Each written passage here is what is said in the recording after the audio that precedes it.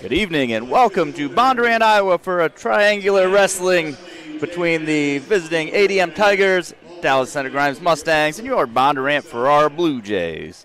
Chad Sparks here with Patrick Meyer. How you doing, Chad? Oh, real good, Patrick. Glad to be back here at the mat, watching a couple good teams here. We got ADM. Well, we got DCG. It looks like they got three ranked kids at the top 10 and two just right outside.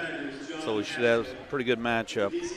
Yeah, if you're curious on how this is going to go, we have ADM and DCG to start with, and then Bondurant will wrestle ADM, and then we'll finish up with Bondurant and DCG. Starting here at 190 with John and Connor. Okay, you got John Hatchett for the Tigers and Connor Stolpe for the Mustangs. Hatchett returning state qualifier last year. Mustangs in gray singlet, Tigers in black. Nice counter there from Stolpe. There is a JV mat going on as well, so if you're hearing whistles or anything like that, that could be from there. We'll try to keep you aware of what's going on actively, but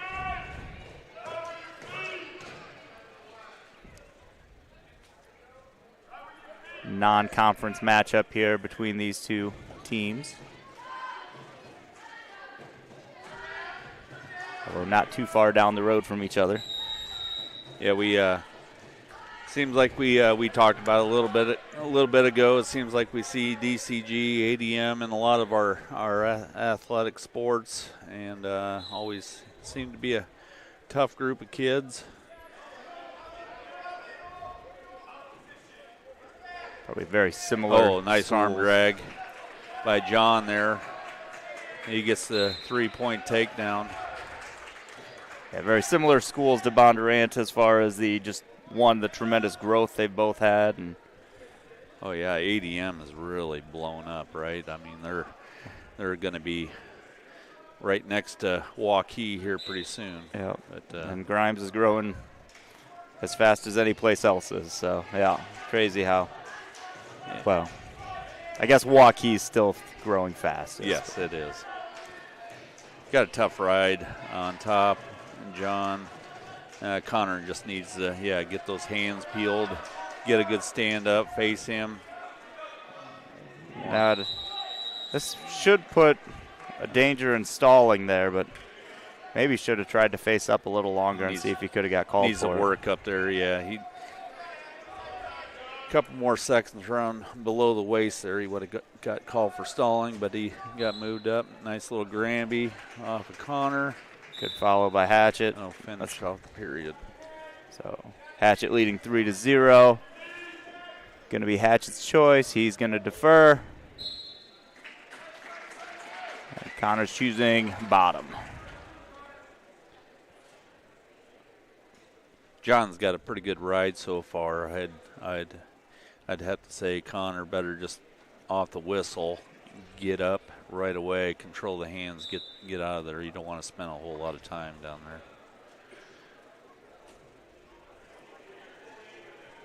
Nice little claw grip going there for Hatchett on top. There is no riding time in high school wrestling, but it does save you a point if they don't get out. Yeah, I'd like to see Connor kind of get a little bit more action. I mean, he's got some heavy hips on him, but, he should be able to get up from that. At least make some more attempts. Oh, Hatchett's putting in a leg. Pretty. He doesn't exactly look like a big guy. You don't see the leg in as often with the big guys, no. but he just looks like an athletic kid. Yes, he is very athletic. Both of them look really athletic. Got a cross face, probably looking for some kind of a cradle. He's kind of working. Run a little parallel there. We'll see what happens. Both men are really not doing a whole lot here. Just enough to avoid a stall call, it looks like. But we're still riding fairly parallel. Working on this. Trying to work that cradle. Needs to break him down a little bit more. Connor just at that base. There you go. Oh, there's good hand control. Now he needs to get the hips down. Cross face hard. Boy, there you go. Right. Got an escape. Stolpe with the escape makes it 3-1. Only 15 seconds left in the period, so if big time for that. Yeah, if you're Connor, you want to try to get in there for a shot to get the lead here, but he's running out of time. So they're going to end of the second period. Hatchett leading 3-1, and he will have the choice for the third period. And coach is telling him take down. Yeah, let's get that point back. You spent enough time up top. Let's get a point and get a takedown. I'm not going to lie, after riding the guy pretty much the entire period, I would have some temptation to pick top. But yeah, yep. Oh, nice good mat mat return. Looking to butcher it up maybe there. Yeah, at some point, you know, we got a lot of time here in the third period, but you know, if you're not getting any chance to turn, yeah, just get them released. Coach yelled at him, said, "Hey, let him go. You got to go take him down." You know, with one takedown now, with the rules, points changed. Nice single leg by John, ADM. Got to look for some heavy hips. Try to get his weight back a little bit more. Looks like maybe we're just hanging out for stalemate at this point, which is really advantage Hatchett because the time's his friend. Yep. Yeah, he might come around. If he could post that right hand down flat on the ground and spin and not sit there. Good switch off to a double. That's a three-pointer for Hatchett. That's tough. Now it takes him to a 7-1 lead, and he's going to look for maybe a turn here, see if he can push this into a major decision territory. Leading by 6 right now. Needs to get that up to 8. Referee's not going to. I don't know. It's a very parallel ride. Yeah, very parallel. You know, Connor's not doing a whole lot on the bottom to get out either, so we'll see what he does. Or just let him ride it out the next 30 seconds. Feel the hand where Connor's he's going to have to make a really quick move. You know, in 20 seconds, anything can happen here, but he's going to have to make a quick move to get out or looking at the corner. Hatchett looked over, asked, hey, if I let him up and take him down, it'll be a major decision. And coach knows it. Just keep him down. Just write him out. Don't give him any points here. Maybe you can get a nice Granby. Nice attempt there by Connor. DCG would definitely look like the favorite as far as the duel goes. Yeah. So you probably would need some bonus points along the way as well as some upset victories maybe, but you know, it's early. First match of the night. John Hatchett's going to be victorious, 7-1.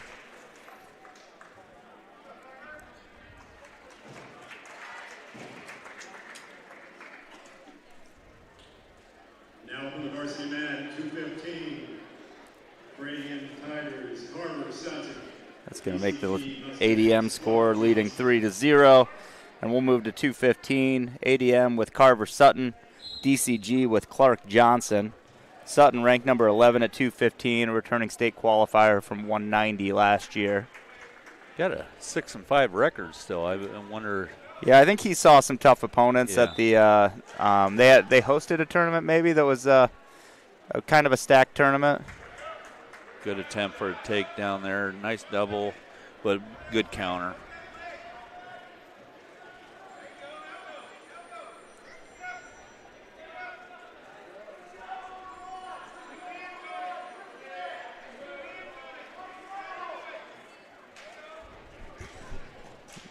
Both wrestlers jockeying for some inside position, looking for a better tie.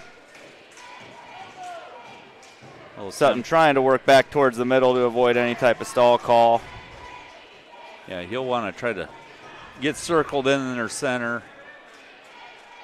Circle, yeah.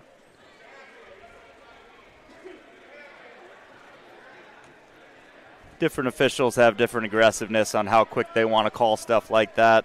Yeah. Suppose that's the nice thing. We get an opportunity to kind of see how that's playing out before either of the Bondurant duels start. But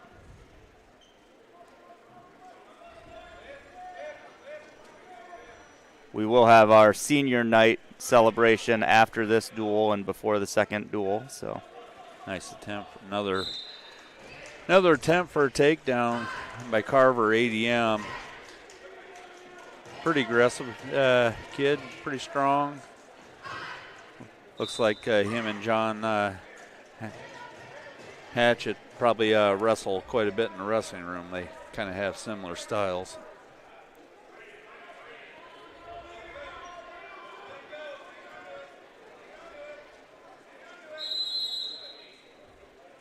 .20 seconds remaining in the first period here. There's another nice little duck under to a double. Sutton takes the early lead 3-0. Short time. And, you don't want to. Johnson ends up going out of bounds. In that situation, you want to try and kick your way out, but stay in bounds because now you're resetting and you got to stand up all over again. 7 seconds on the clock. Good forward pressure by Sutton to keep him down, and we're going to end the first period. Tigers leading 3-0. It's going to be DCG's choice. Yeah, let's go. I can get out, Coach. And Coach is going down. Yep. There's a little bit of debate on that. At first, Johnson was clearly like, well, you defer every time, right, Coach? Right. That's what you told me. No. Which is true 80% of the time. You need to go get some points right now. That's what the coach is telling him. Control the wrist. There you go. Good quick escape that time from Johnson. 3-1 lead for Sutton.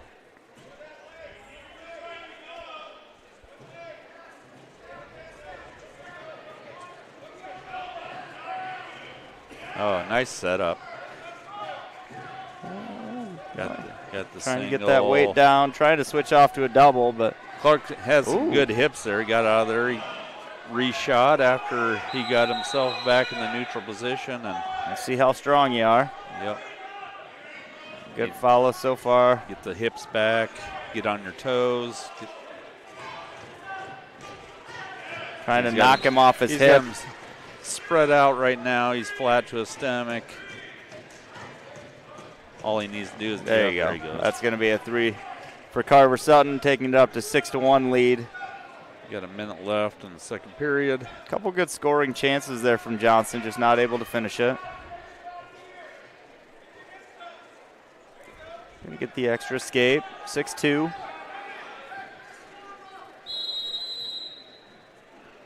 The DCG coach is trying to encourage Johnson to get right in there and shoot right back at the edge, shoot him off the mat.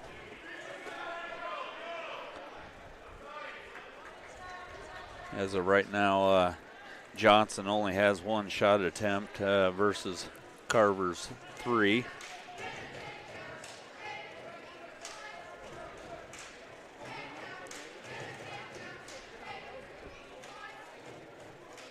Another 15 seconds here in the match. They're just kind of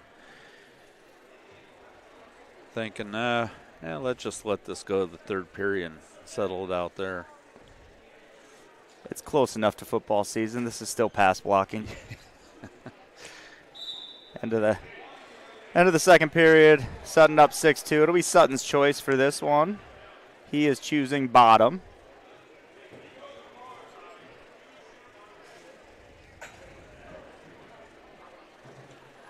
Again, DCG kind of finding themselves in the hole right here, but still got time, but almost locked hands there.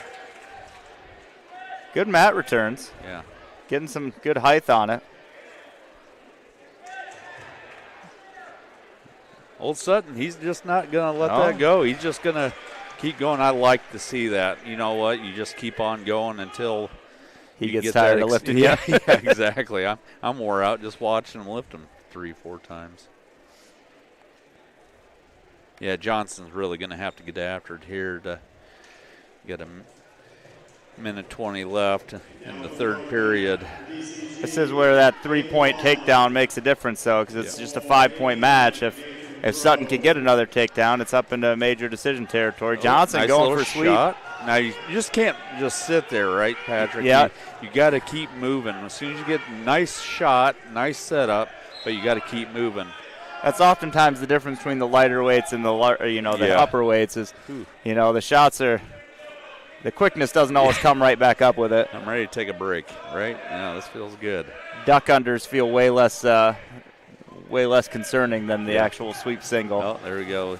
Sutton's got control of the head and the arm. See if he can get him dropping that head in the hole. If he can keep him spinning and then shut. I think Johnson kind of got tired of spinning around in circles there. Yeah, Sutton looking like the better conditioned athlete, both on those mat returns and then again on that. Just looks to be in good shape, ready to continue on late in the match. Very aggressive. He had just a minute left, and he's still trying to get those points. So now 8-point lead, 18 seconds left. The DCG coach is telling Johnson, hey, like you get out, you save us a point. Yep. Find a little energy, buddy. Yeah, you're thinking about the team at that point, right? If you can keep from getting a major. There he goes. He's got good hand control. That's huge. We'll see if Sutton fires off a shot trying to get that back. He looks kind of content just taking no. Just kidding. Setting him up. That was big. So that's going to make it a 10-point, 13-3 final decision. Carver Sutton with the win. Be a major decision, pushing the team score to 7-0 with ADM with the lead. We see why he's ranked number 11 in the state. Patrick. Yeah. Pretty good kid. Johnson did a pretty good job there. Going to move on to 285 pounds now. For ADM, Rhett Boston, junior, 7-3 on the season. And for the Mustangs, Ryan Persh, a senior, ranked number 7 at 285. Was a state qualifier last year. Looks to have a fairly significant size advantage on Boston. Starting off really aggressive, going right after the head, trying to take control. Boston looks like he might be really a 215-pounder. Yeah, well, when you got Sutton in the room there, he probably is a 215er, but he goes, well, you know what, I want to wrestle, coach, so let's put me at the 285. Hirsch looking to muscle him over. The dilemma for Boston is you might be quicker and have a better shot, but once you get underneath the guy that's that much bigger than you, it's just hard to finish. And he just kind of steamroll. Now he needs to kind of shove the head a little bit, stuff the head, then spin. There he goes. He's got to control. That's sheer power over the power and weight opponent. But if you're Boston, hey, coach, what do you need from me? Yeah. Just try. Well, if we don't have an actual heavyweight, if you go out there, any points you save us are good for us.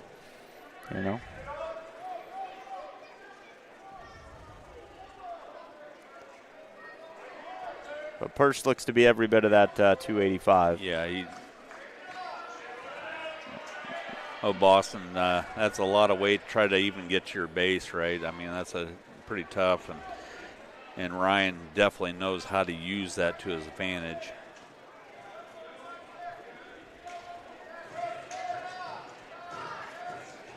There you go, trying to work an arm bar there. So far, Boston's doing a good job fighting off any type of combination to get him to his back. Yep. He's not having a lot of success trying to get off the mat, but he hasn't given up any near fall. Except for a cradle. He's got it in there pretty tight. Let's see if he can. Broke it. Good job. Boston broke it up. So we're going to end the first period. Persh with the 3-0 lead. Going to be Boston's decision. He defers. Persh chooses bottom.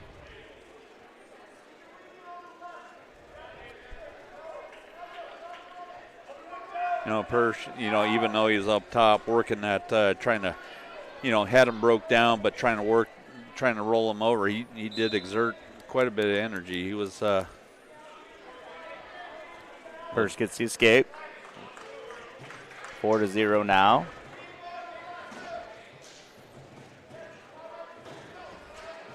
Duck under maybe would be a possibility for Boston if he can get around behind.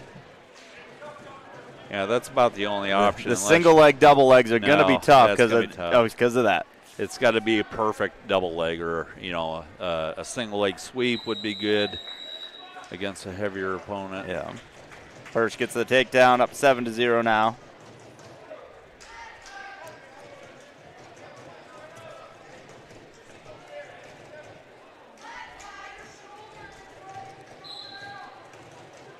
Again, doing a good job fighting off, trying to get that wrist out.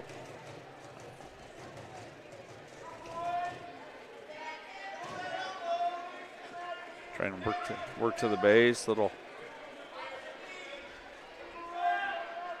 Now Boston, if he can get that arm, his Hirsch's left arm grabbed, I mean, you could do a roll, right? Yeah. I mean, if you're going to do it, try to attempt anything with a bigger guy, try to do some kind of roll. Power half. And boy, that's going to be tough. It was a good counter attempt. Yeah. Hirsch is just that much stronger. Yeah, You got a 4 near fall pending. 30 seconds remaining in the second period. Needs to get chest to chest there. Good fight from Boston again. I think that's it. Flat. So Ryan Hirsch gets the fall. 3 minutes, 41 seconds. Team score now, ADM 7, DCG 6. We're going to move back to the lighter weights at 106. For the ADM Tigers, Dane Holdmeyer, freshman, 4-9 on the season. And for DCG, you're going to see Noah Kurnt, 4-2 freshman. Kurnt in the gray, Holdmeyer in the black. Nice double.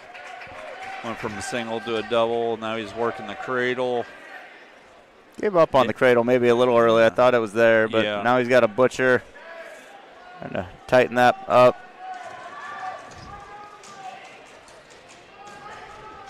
It's a lot of arms. Boy, he's tough on top, though. Boy. Really getting broke down, working those arm bars. Working hard on top.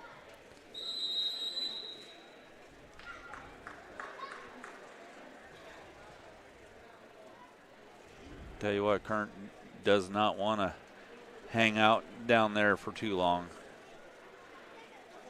Kurnt's top guy. Oh, sorry. Yep. Holdmeyer on bottom. Needs to find his way out of there because Kurnt's looking for another pinning combination. I'm looking at 2 different pieces of paper and they're backwards. Sorry. Well, Yeah, that's me. And they're trying to work that arm. He's good. Official is in the way. Might get some points there. He's still 40 seconds left. There we go. There's some back points. We'll see. Secures the near fall points and then see what type of adjustment he makes looking for a fall. You want a belly down. Well, he's got his arm trapped now. It's a awkward angle. Watch the arm. Good adjustment here, trying to reverse half and suck him back, but I think Holdmeyer's going to get back to his base. I think he's got his points, so he might as well reset. He hasn't awarded it yet, though, because he's saying he hasn't. He still has the same position, same move. There you go. He'll get the 4. So there's the 4 near fall now that he let go of the previous grip. Maybe a judgment call on that one, as he did switch the same grip a few times, but going to finish the first period. Kurnt up 7-0.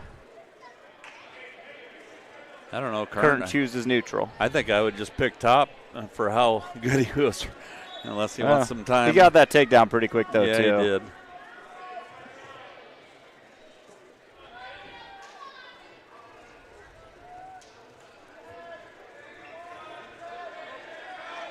Holdmeyer in on a leg now. Trying to suck it in. Kurnt doing a good job getting his hips away. Holdmeyer lifts up, needs to build up off of that. Get his knees off the mat. Kurnt's doing a good job working behind and gets him broken down. I'd say that'd be a 3, yep. So there's the 3 for Kurnt, making it 10-0, and he's right back working that arm. It's our first time seeing both of these freshmen. Boy, Kurnt's looking pretty good for a freshman. I mean, both of them look pretty good. But 106 pounds, the majority of them. our freshmen. But Yeah, right. not necessarily once you get to Wells, though. No. Still Wells this season. But Casey's Pizzeria next year. Well, this is going to be tough. Yeah, now. this is a predicament to be in. Even though his back is out of bounds, as long as you have. I don't know that Holdmeyer can find a way to get his legs out of the circle, or if he can even tell how close he is. Right. And as he's going to get a ball there for current 3 minutes, 27 seconds. And that's being a freshman, too, mat recognition, right? Not knowing that if you're on your back and you're close, try to fight. Fight as hard as you can, get out of there, get out of bounds. So moving on to 113 pounds. For the Tigers, Keller Henning, a sophomore, 4-5 on the season. And for the Mustangs, Peyton Philippon, sophomore, 2-3 on the season. Tigers now trail 7-12 to the Mustangs as a team score. Ooh.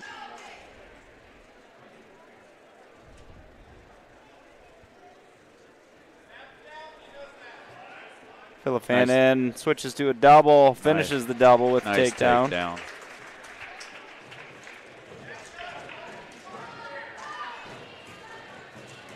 See what type of ride he tries to work with here. Looks like maybe he's trying to cross up so he can work for a tilt. Yep, got a 2-on-1. Oh, yeah. I don't know. That's a tough angle. It's a weird setup, not necessarily a traditional. Wasn't able to get him past that 45 degree to be able to earn the near fall. Want to put that arm bar a little bit deeper in there. There you go. He's working. He's trying to work it now. Now you work the tilt. Just got to watch your hand so it doesn't go too far up over the shoulder blade. Get it potentially dangerous. A lot of times you'll try to work him back to his belly before you work that tilt, but at a 1 count. Just now. a 1 count. That's not worth anything. Might make you feel good, but it doesn't get you points.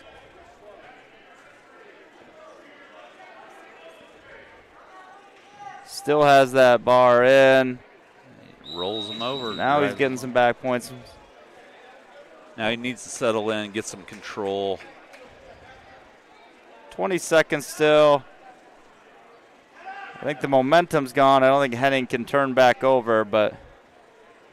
Yeah, Henning just needs to keep on fighting so he doesn't get in short time here. 4 seconds left, and that's going to be a 4 near fall for Philippon, moving him up to a 7-0 lead at the end of the first. Tiger defer. Mustangs choose neutral.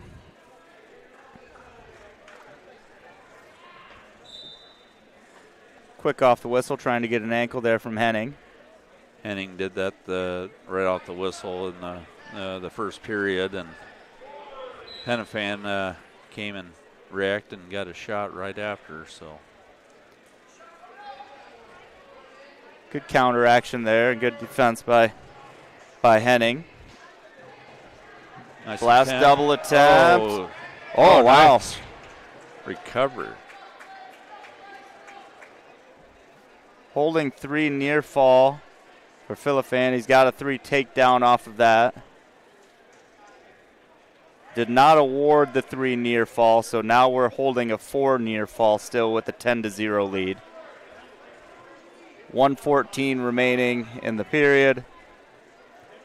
You know, trying to make some minor adjustments because that's a lot of time. Getting a little too high now. Just back out. Needs to get chest to chest. There you go. He's making some minor adjustments. If he gets to the side, locking that head. You know, Henning's going to try and roll him through here, but I think that just. Oh, he does. He does. He's got the reversal, so you're going to get the 4 near fall, 2 reversal from Henning. It's 14-2 now. Good job getting back to his stomach for Philippon, avoiding the catastrophe of being up 14-0. Yeah, you called it, man. I mean, he had a couple times where he could roll through, then he finally had enough guts to. It felt good, and so let's do it. And you could see he had gotten his wrists or arms positioned to where he was wrapped around the waist, so he had something to work with. Still 14-2. Philippine with the lead. Henning on top. Just a few seconds left in the second period. It will be Henning's choice. You know, if I was Henning, I'd probably go up top, but. You take top? I would take top. I mean, that double wasn't bad for him. Right, it wasn't bad. It was just a better counter from Philippine, but he he followed your suggestion. Take a chance to turn him and maybe catch him on his back. But you don't necessarily want to go under because he's already turned you to your back twice. Right. So feels like neutral or top were the options here. He's looking for a cradle. Doesn't really have that. Switch attempt by Philippine, not there. Need to break him down a little bit more to get that half in. Philippine controlling the wrist. Okay, now got the one escape. So 15-2. Philippine, a takedown ends it. Henning has some work to do.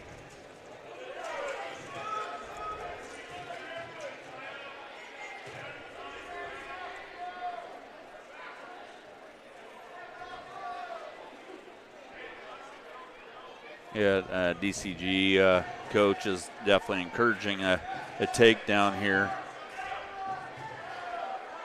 Try to get a tech. Now, Philippine had a good counter to a takedown attempt from Henning earlier. For a single. Whether he can get one creating his own. Philippine needs to get his hips up. Get that leg out. Keep on working up. There's nothing here. Henning still has that leg, but it's getting close to where you're going to get that awarded. And there it is. That'll end it. Philippine gets the 18-2 technical fall at 113 pounds. Oh, Henning, he's going to win a few matches this year. He's got a couple good double leg shots in there. Just needs a little bit more time, a little bit more work in the wrestling room. He'll do fine this year. 120 pounds for the ADM Tigers. Caden Smith, a sophomore, 6-4 on the season. And for the DCU Mustangs, Avery Van Zelderen, sophomore, 3-2 on the season, coming in ranked 10th at 120. Finished 7th last year at 106 pounds. He grew a little bit. Yeah. Well, our 106 was wrestling 120 as well, so I guess. Yeah. It probably depends a little bit, too, if you're cutting to get down to 106, I suppose. Yeah. Takedown for Van Zelderen. Doesn't look like the weight's affecting him in this match right now.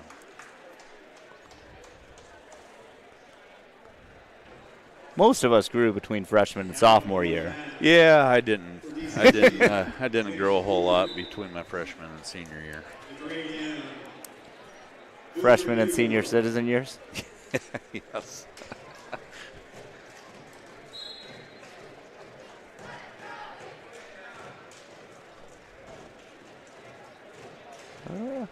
Avery's got a pretty tough ride here. He's got him broken down. Yeah, he's got the crossface. Going to try to work a tilt. I don't think he's got the angle yet. No. Didn't have the leg hooked in there. Even this one's going to be hard to get that call. He's got to scoot his hips back. Now he's got a little bit, just a 2 count holding. And he's going to let him out after that 2 point. Makes it 5-1. I think, he is going to award the escape.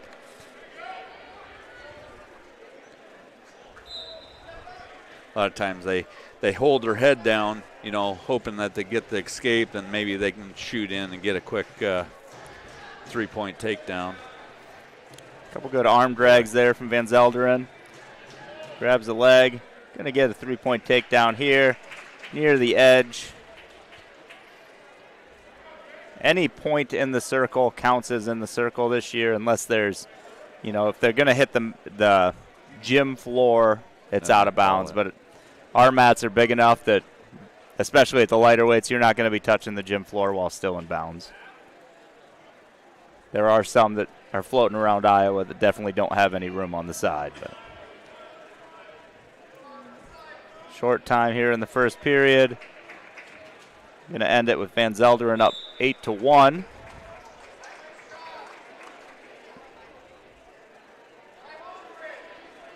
Coach is trying to figure out what the heck are we going to do now. And Van Zelderen chooses bottom.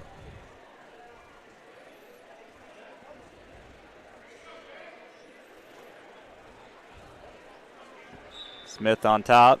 I think Smith is just looking for any kind of victory, you know, whether it's a takedown or, you know, something, right? Yeah. I mean, he's A little momentum. a really tough opponent here, so.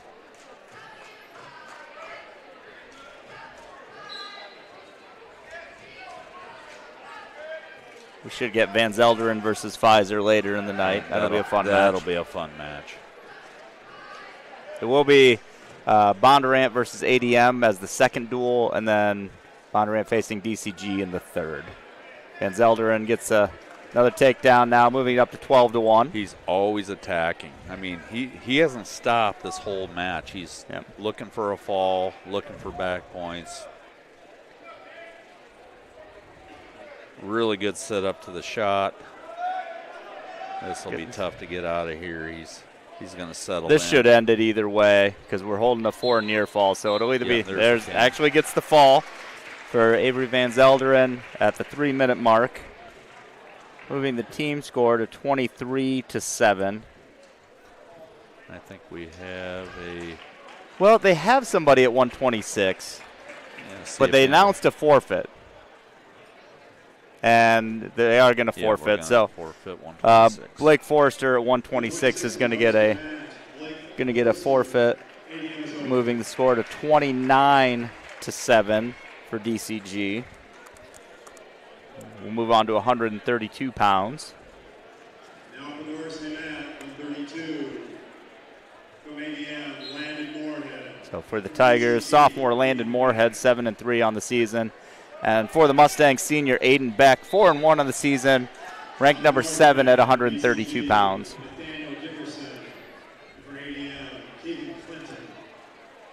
I believe he was a victim of a really tough bracket at district last year and ended up finishing 4th.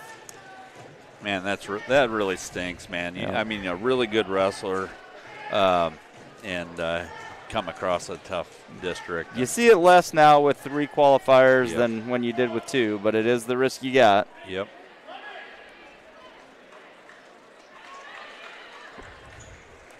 Beck now 6-1.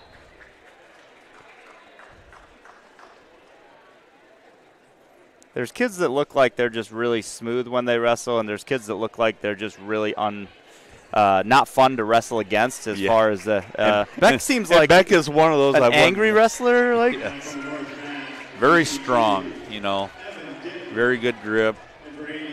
He's got him in there pretty tight. It'd be tough to get out of this. He might, he's weaseling out of there. Got 4 near fall.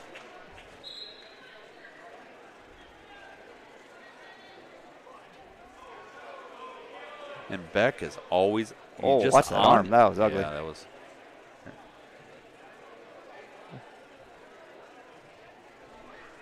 Moorhead. Right now our score is showing 7-1, but I feel like there should be there was 2 takedowns, so it should be 10-1. 10-1.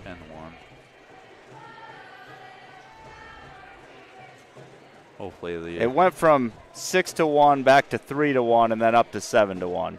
Right. But since we're in the first period, there had to be 2 takedowns because he got the escape. It might not matter. Got 10 Only seconds. 8 seconds, yeah. It's going to be close. Tight. And he's going to get the fall. Don't have to worry minute about the 56.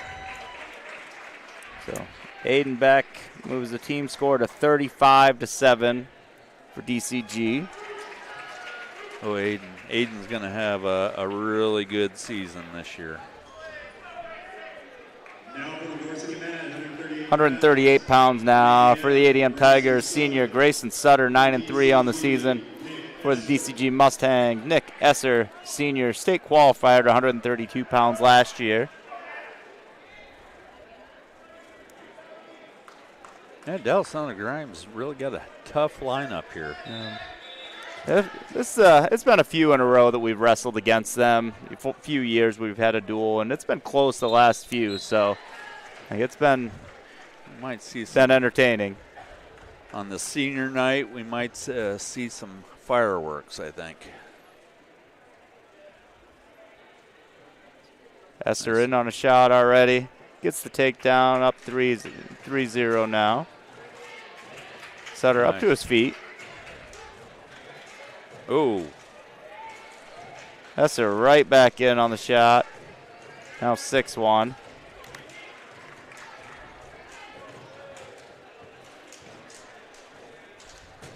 We don't tend to put a whole lot of stock in rankings at the beginning of the season, and I mean, alternatively, you got returning state qualifiers sometimes that can get there because of a less than challenging bracket. Right. Obviously the opposite of what Beck had, but Esser definitely looking like a solid start to this match. Looking, good on his shots as he's already got 3 right to his back. Boy, Esser and Beck really, I mean, you're seeing some combination wrestlers really close in their weight classes that they have the same kind of style, very aggressive. 57-second fall for Nick Esser.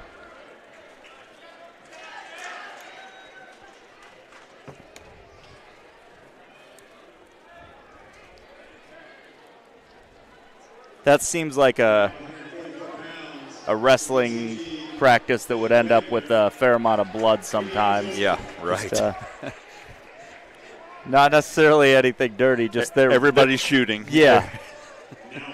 You just happen to shoot at the same time. So well, and like cross faces, they're perfectly legal, but sometimes you catch the lip right and things like that. And right. We're going to move on to 150.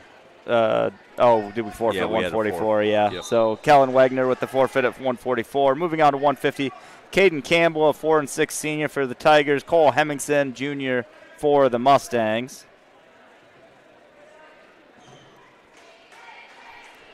(47-7) team score.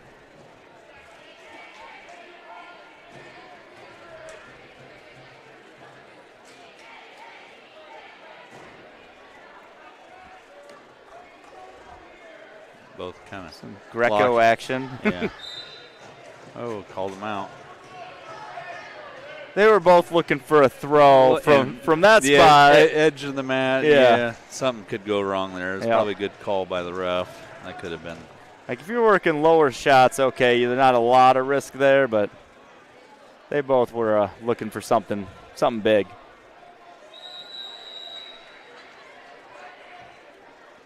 I got a feeling Caden from ADM knew that this Cole likes to throw. He's trying to jack him up, looking for it again. Inside trip attempt not there. Yeah. Trying to bring him back to the middle so that if he does get something, he gets it in bounds. And going to get the takedown there from Hemmingson, getting some near fall points and the fall. Cole Hemmingson with the minute 11 fall for the Mustangs. Moves it to 53-7 as a team score. Believe we're going to get a forfeit at 157. 57 pounds from DCG, Caden Mayfield.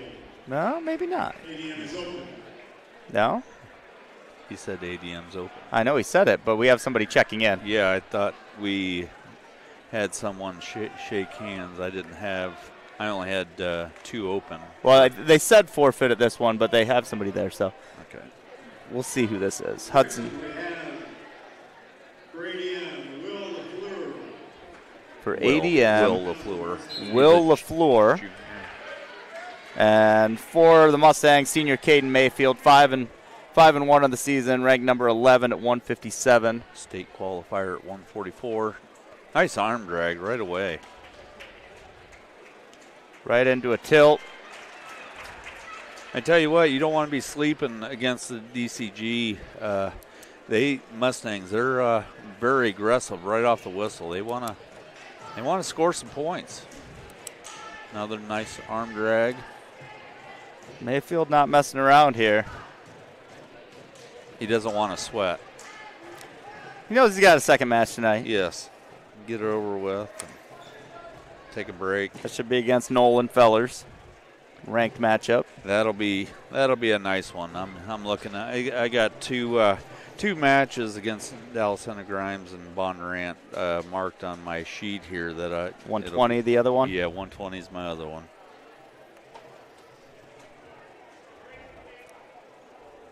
Mayfield looking to run that half. Maybe just a tilt here with it, but he's getting. Oh, he's good. He's got the fall. I never saw him counting any near fall swipes, but it's going to be a fall in 1:12 for Caden Mayfield.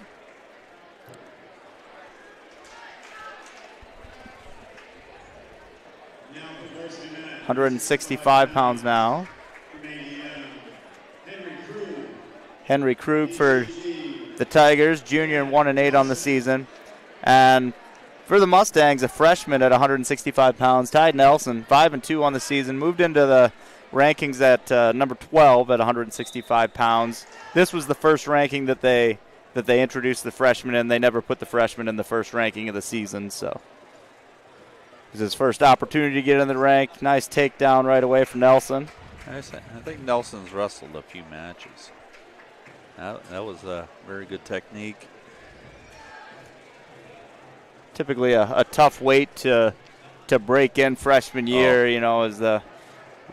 really, not that the lighter weights aren't tough, but you get a tendency to be on the less muscular side as you get higher up. Yeah, they're not quite developed, but obviously he has difference of opinions on that. Yeah, he's been probably lifting little weights too as a youngster.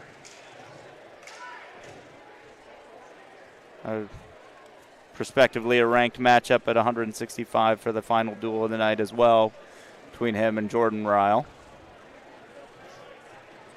Be another good matchup too as well. So if you haven't caught the theme here, you're going to want to stick around. Yeah, you want to stick around. Immediately following this, we will have our senior night celebrations. We should have that on stream. You won't have to listen to us for it. We'll just put the microphone out there and you can listen in-house. Nelson getting some near fall points. That's going to end it. That's tight. 1:26. Tied Nelson with the fall. Down to the final bout of the night at of the duel at 175 pounds. Patrick, this is great. This side's people are going to have to start squeezing in a little bit tighter. You got people rolling in a little bit late for senior night. Well, we did do a special Spirit Week this week, both tonight and tomorrow. So students got in free tonight, and it will as well to basketball tomorrow night. First 50 students each night got a special T-shirt, Roll Jays, and trying to, just have a good week right here before the kids go home for the holidays. Oh. 175 pounds for the Tigers, Jackson Hasty, sophomore, 7'6", and for the Mustangs, Noah Parrish, sophomore, 0-3 on the season, looking for his first one. Nolan and Noah. I don't know. I felt like I saw it two different places. I did too. Nolan had a nice little ankle pick, got to take down 3 points. Good mat return there.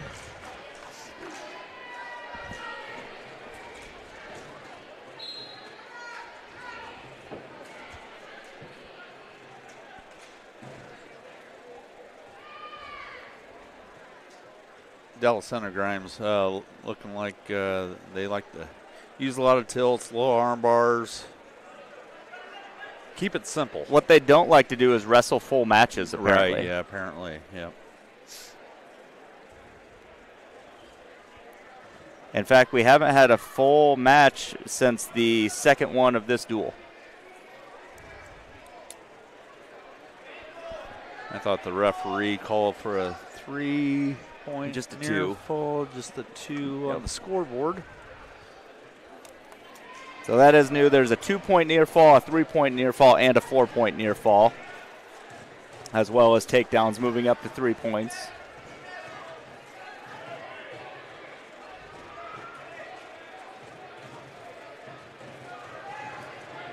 That's kind of a.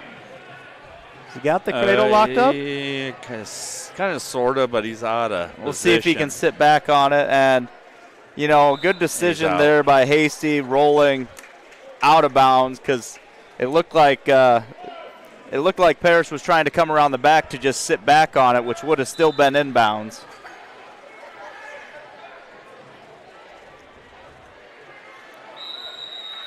And we're going to go to the end of the first period. Oh. Good job holding up on that. Yeah, that was mid-return, and he managed to stop that. Yeah, I think he had one whistle blowing over here at the JV match. And Hasty chooses neutral.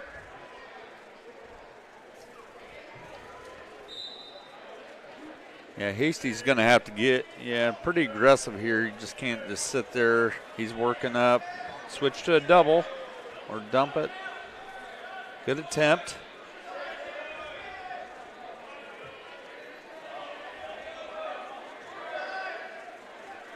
Got a cradle, kind of stand-up cradle. He's got it locked in. Got the 3-point takedown.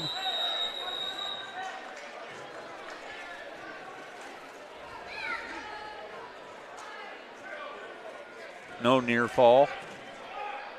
8-0. Nolan Parrish is for Dallas Center Grimes is taking quite control. Manny. Oh, the tilt. Nice tilt. Holding 4 near fall. It's going to be tough to pin him from that angle. Yeah, Hasty fought out of that, but ended up with a 4-point near fall with a minute left in the second period. And going right back to it. Yeah, this will end that should end it. Yeah, this will end it. So either a pin or a tech fall is happening right here. And we're going to belly out and award the I don't know what you're waiting for. Yeah, award the 4 near fall, and that is going to be a technical fall victory.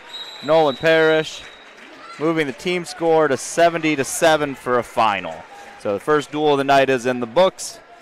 DCG Mustangs 70, ADM Tigers 7. I want to take this opportunity to thank our sponsor for tonight, Denton's Davis Brown Law Firm. Tonight's stream is sponsored by Tyler Coe, specifically a family law and divorce attorney at Denton's Davis Brown Law Firm in Des Moines.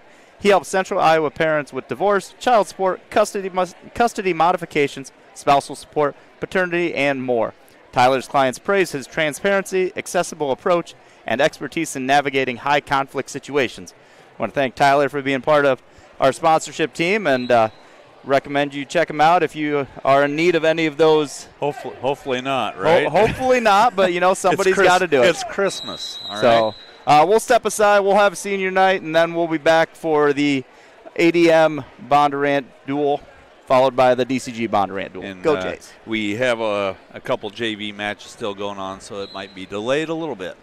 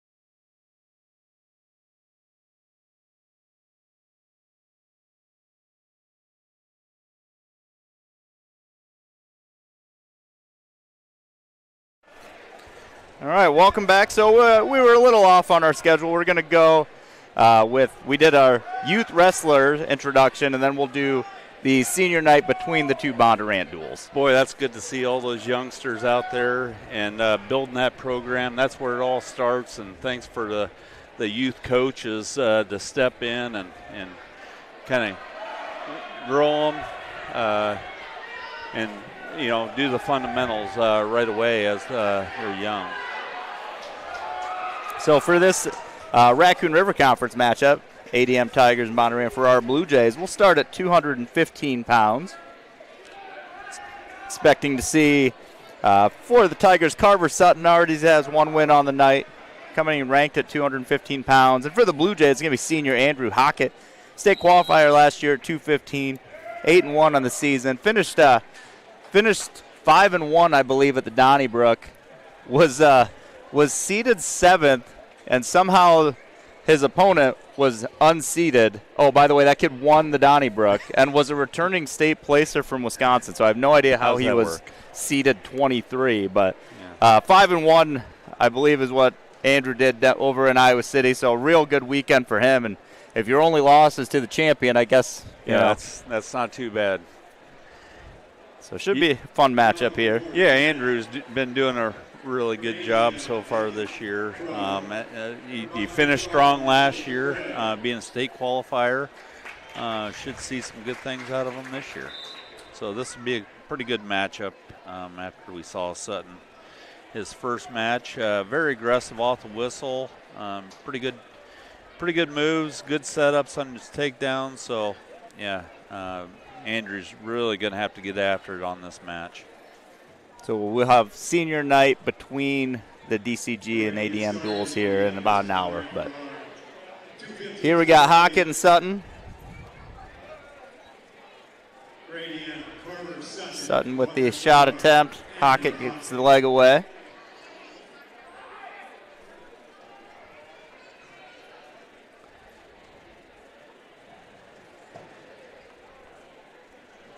So apparently they are watching the duel over at the basketball boys team dinner tonight, and they're struggling to decide if this is Rich Powers with me or not. This is not. This is Chad Sparks. I wish I was a Hall of Fame wrestler. Yeah. And a world, a world-class wrestler, but I'm not. No, but I bet you're better at sales than him. Well, I don't know. His job's pretty tough. He's got to sell a lot of folks in the community. But no, this is not Rich. This is Chad Sparks announcing with me tonight. But I'm glad the boys team dinner includes watching and supporting their team and their school here at Bondurant.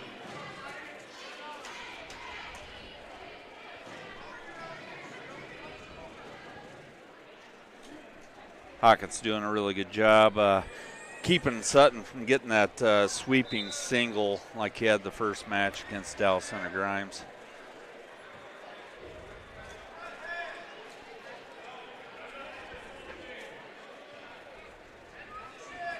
Hockett's going to want to watch. You notice that he'll be a good stance, and he'll slightly stand up a little bit. That gives opportunities for your opponent to get a shot in. Another good shot attempt by Sutton. Also, you got the danger of a few shots in a row from one guy can lend some chance to the idea of stalling. The two officials did switch between the JV and varsity mat. And then typically what ends up happening by the time we get to the third is they rotate matches, so it gets a little less consistent. Hockett's going to take the final shot of the first period, and 0-0. Hockett's choice. He chooses down right away. Let's get a quick escape here. Don't hang out. Good tripod up there. Hand control. And quick escape. Good job. Out in 5 seconds is usually a good start. Now going for the attack at the edge. You want to show the referee that you're willing to take a shot too. I feel like at this point we're pretty close to even on shots. Sutton might have one more, but they've kind of evened up now. Hockett goes again. Long reach there. Want to get a little bit better setup, but He got back up quick, though, so a lower risk. A lot of times you'll see a bigger guy take that shot from too far away and just kind of face plant down and lay there. Hockett got up quick to prevent any option for Sutton to spin around.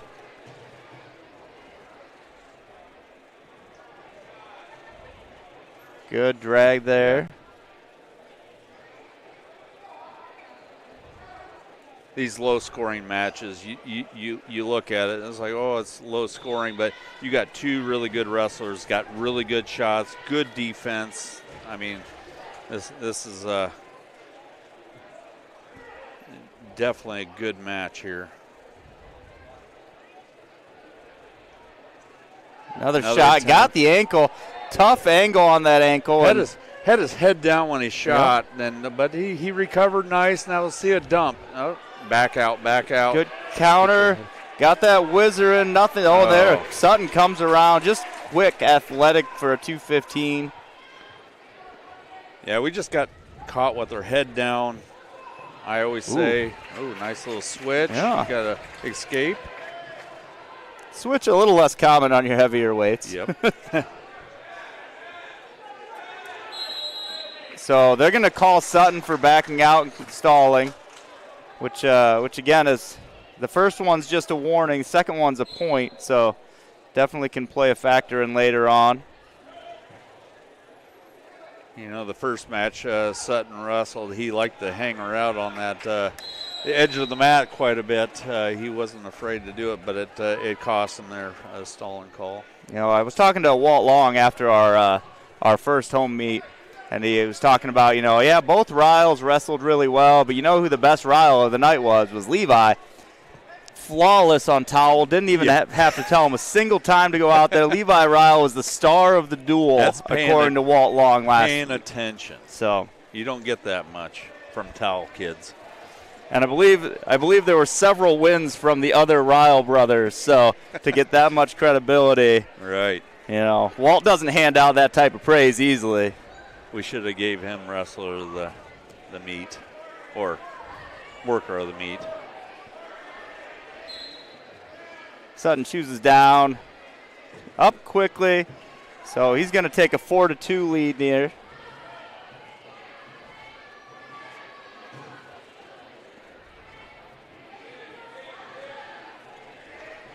There's one stalling warning against Sutton.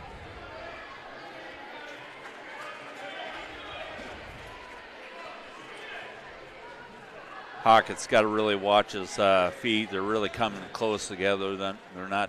He doesn't have a really good base. Nice attempt at shot. Keep driving, and lift it. Now, what you want to do is lift it. Try to drag him back to the middle. Oh boy, that was close. Yep, that was close. There's no hover rule though in high school, so you don't have to just be over the line. You have to be inside the line, touching the mat. Oh, there you go. Sutton with a 4-2 lead now with 1 minute left in the third. Yeah, takedown right here would be nice. Hockett's going to try to wait till closer to the end of the period so he doesn't have to worry about an escape. Again, right on the edge of the mat, but better angle to try and bring him in. Lift it high. Want to lift it high. There you go. Now you got him bangled back in. Dump. Needs to reach across and grab that far ankle. Watch the knee. Yeah, coach is asking for it. Yeah. And referee called it. Sutton keeps wrestling. He's like, what are you talking about? I'm fine. I'm in good position, Kurt. So 28 seconds remaining. Hockett's been close on a couple shots here in the last minute. Takedown would take the lead. 3-point takedowns now. Could potentially get a stalling call, but you're not going to get two. So that makes it 4-3. Did he call both stalling? No. And that's going to go to the end of the match. Sutton with a 4-3 victory. Hard fought. Man, that was a tough match. So that's going to get DCG on the board first, or ADM on the board first, I'm sorry. Varsity mat 285. DCG's not till later. ADM, Red Boston. For Bondurant Ferrara, Cooper Moore. Going up to heavyweight now for ADM, Rhett Boston. And for the Blue Jays, Cooper Moore, a junior, 5-4 on the season. And we talked about Boston, a little undersized for a heavyweight. Moore doesn't look quite as big as Purse did, but still looks to have a significant size advantage. Nice little reach for that single leg, Cooper.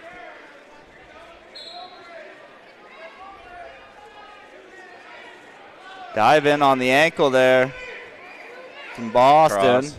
Keep that cross face in there. Grab an ankle. That ankle's caught pretty well by Boston. Trying to keep a lot of weight on that. Now you got to. I don't love the angle of that knee, just because I don't expect offensive linemen to have that type of flexibility. It's a little less concerning with the 106-pounders. They just feel like that's a normal position for them. Right. That, and I've been watching more girls wrestling, and what shouldn't be possible is physically possible on the girls' side. They're like, hips can be facing the mat and their back can be pinned at the same time. Yeah. Nice little. Just shucking by. Didn't need to come back up off the mat, but keep wrestling. Yeah. Coming back neutral.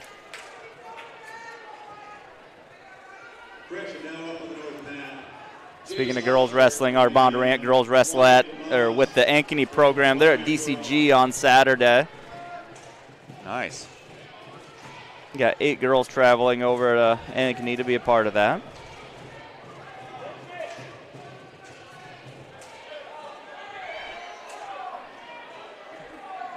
Moore just gonna try and get his arm out. Keep on fighting. Don't give him your ankle though in the same process. There you go. Okay. Just keep on working behind him. Just try and break him off his base. He's almost got it. Hopefully he can get it. At this point, you could almost cradle it. Just go the opposite way. Dig it back in. There we go. We got the 3. All right. Oh, you didn't even award the takedown. Where did he award it? So he's going locked hands. I never saw the call for a takedown, but 2 seconds left, 3-1.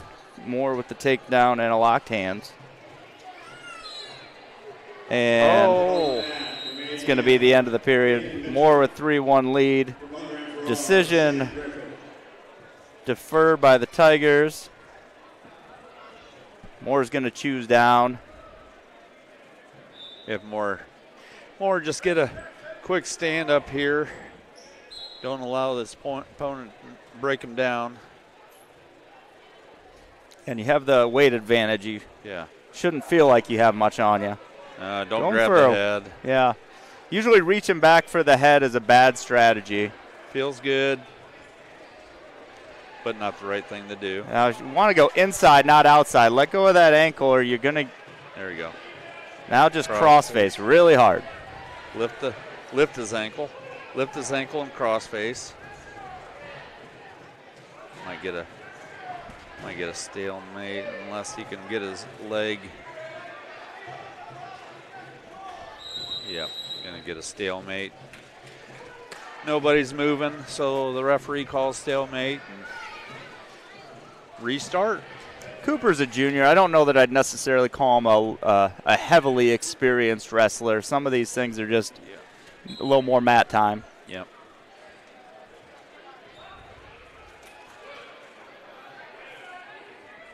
Continue to be impressed by Rhett Boston. He's just for undersized, just looks like a really hard worker. Next year, I imagine, gets a little bit more of the accurate weight class when Sutton graduates, and Hatchet for that matter. Yeah, watch knee. I don't like that. So looks like he might get out, and he does. So that's going to be a reversal for Moore, and he's putting the leg in. Don't see that too many times at 285. But power halfing. Seen it today. Gonna get some push that head away.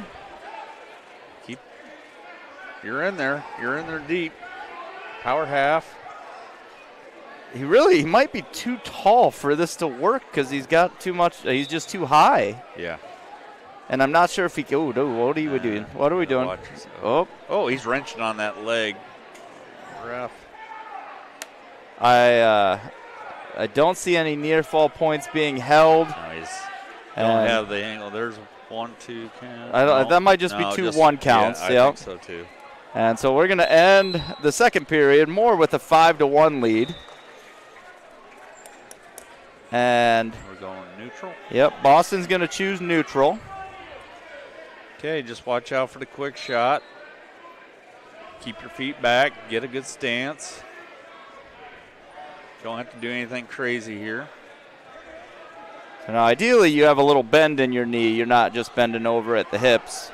That's not exactly what you mean by a low stance, but push your hips away and get around behind. Face. Cross face hard.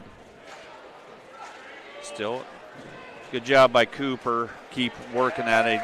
He never did stop there, so now we're going to work the legs again. Must be working on that in practice.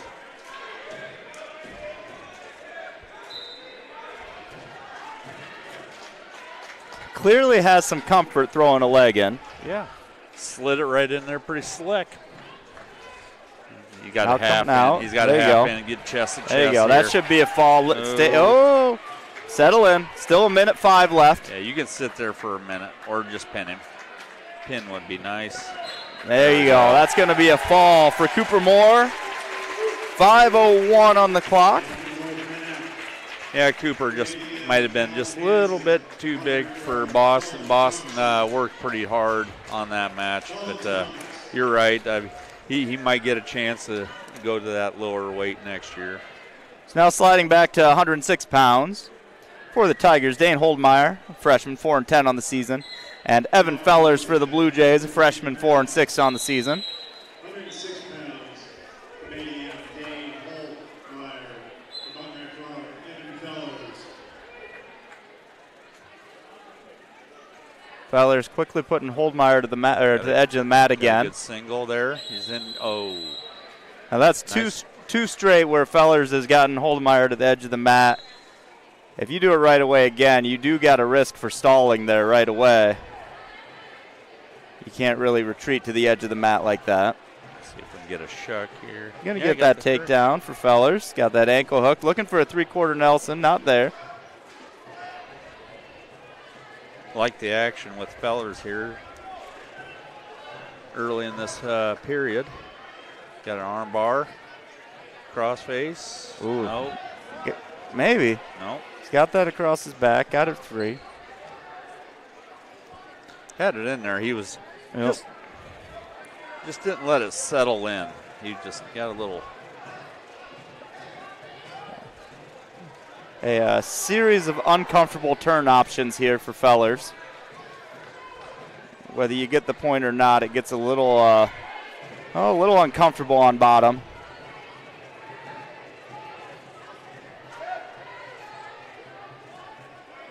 Yep. I'm going to switch to that arm bar and try to suck it across. I don't know that. That's a. It does look like he might get this, but that should be. You're a little late, I felt like, on that near fall, but. Just keep on driving it if I was. Down to 15 seconds in the first period. Just keep him on the mat at least. You're going to go. Feller's doing a really good job, controlling his man the whole time on top. And just a little late on this. He's not going to have time for a near fall. No. But a lot of action from Fellers. Good first period for only 3-0 lead. Fellers defers. Holdmeyer goes neutral. See if Fellers can get a quick takedown again. Stay active. Try to snap him down, but snap him right to his leg. See if we can counter this. Holdmeyer has a long reach, able to grab that leg. Kind of getting his arm in there for a crossface now. Oh, you could have threw him. Yeah, that's what I was seeing too. Go out of bounds. Yeah, once he popped that head off. Yeah, that his brother would have probably did it pretty quick. But he's a freshman. So there's that first stalling call against Holdmeyer. Again, that's his third or fourth time to the edge of the mat. Feller's doing a good job keeping pressure on. We got a fall on the JV mat. You got some excitement there.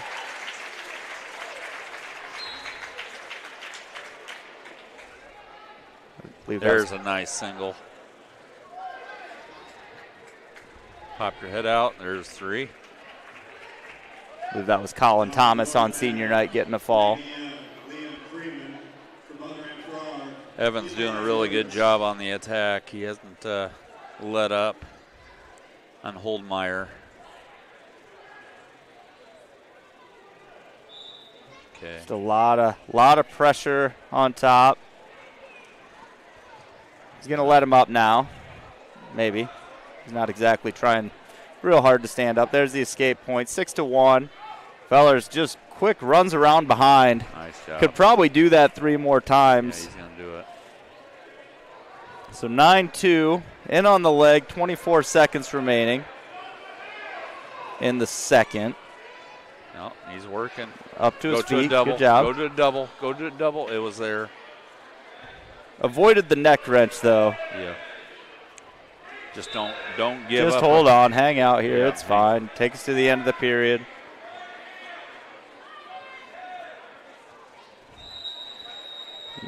And it's going to be Holdmeyer's choice this time.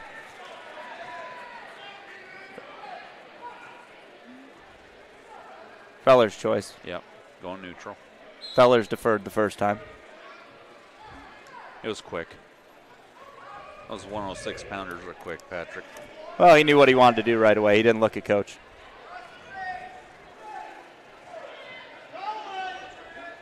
And that's going to be another stall call. So that's a point this time for Fellers. 10-2. Keep on the attack. Nice little attempt. Good sweep single attempt. Keep working those shots. You don't have to get to the edge of the mat to get a stall call either, but he's backing up again. You're going to have to hit him again.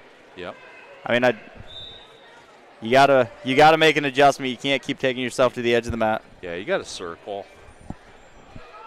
Unless you wrestle for Oklahoma State. I know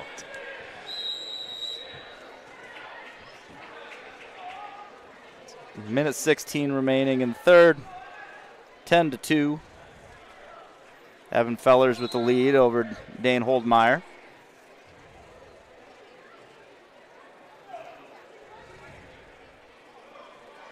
Nice. Another sweep and single. Get your head in there. Almost shortcut the takedown and was able to get the leg back. Now try to back out here if you're Evan. Restart. There he goes. Now he can run around behind, I bet. Oh, there's throw. There's your throw. Not going to go for it. No. He's tall. I don't know. Like that might be harder to get that angle. Yeah, if he's pushing into you hard, then that's when you throw it. But if he's not. If he was pushing into you hard, you wouldn't have 5 stall calls. Yep, that's right. Nice little takedown there and a stall call. So you're going to get 1 point for stalling, 3 points for the takedown, making it 14-2. I mean, well, you got 20 seconds. You know got 20 seconds. You could potentially cut him and try to get that takedown again, but I just tilt him or ride him out. Might get a cradle here. Still got time. 10 seconds now. If he works quick, got to get that turn Settle quick. In. Right there. There's 5, 4, 3, 2, 1, and that's going to be a 4-point near fall at the whistle. And Evan Feller is going to come up with a tech fall. Good finish there. Yeah, he put the pressure on him the whole entire match. That was a great match by Evan Fellers there. Now moving on to 113 pounds for the Tigers, Keller Henning, sophomore, 4-6 on the season. And for the Blue Jays, Spencer Dare, freshman, 4-3 on the season. I think we did a forfeit there. Oh, did we? Yep. Yep. Huh. All right. They didn't let us know that, Patrick. No, they didn't. You think we'd be the first to know. Yeah. No. So moving on to 120 pounds for the Tigers, Caden Smith, sophomore, versus Kobe Pfizer, sophomore for the Blue Jays.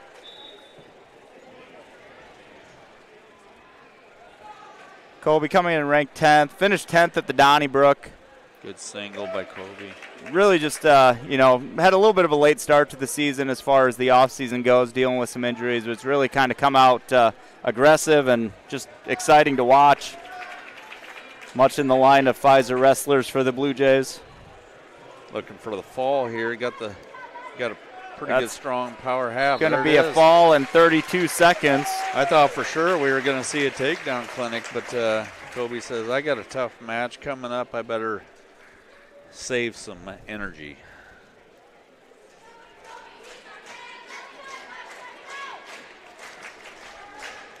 Up at 126, Varsity mat, Bondurant for McCain Hewitt. ADM most open. Yeah, we had an open there, so we're going right to 132.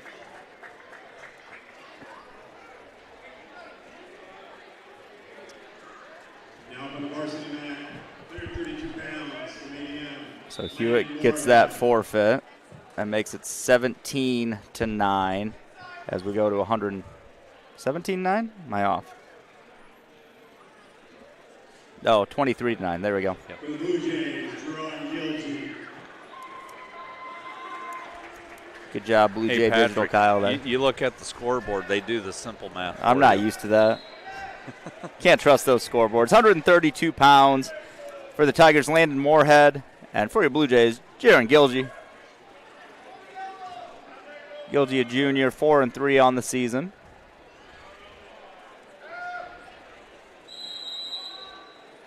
I'm skeptical of that, actually. That might not be updated.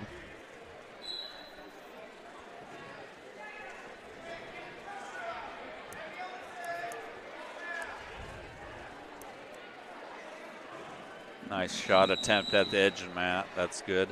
So, knowing where you're at, try to get that stall call. Or probably give him a couple times. Yeah.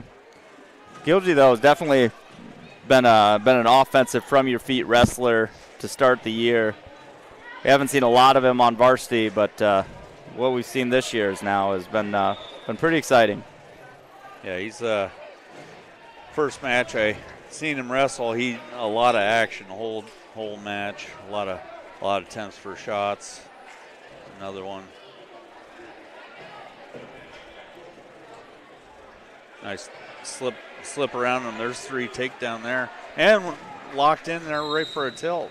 Great job. Way to be aware of where you're at and had her all locked up.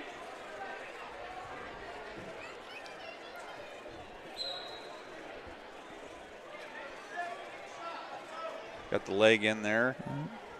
Snatching that far arm, see if we can tilt back in a guillotine. Yeah, be careful. Looks good. Yeah, break him down a little bit. There you go. Watch your head, watch your roll. Good. Used his head well to get back in there. Yeah. Now Moorhead up to his feet. Gonna get the escape.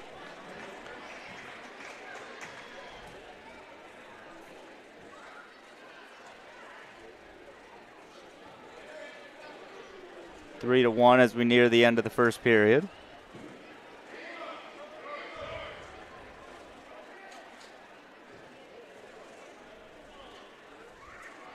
Take another shot. Gonna be Gilgy's choice. Defer. And we're gonna get a neutral choice from Moorhead.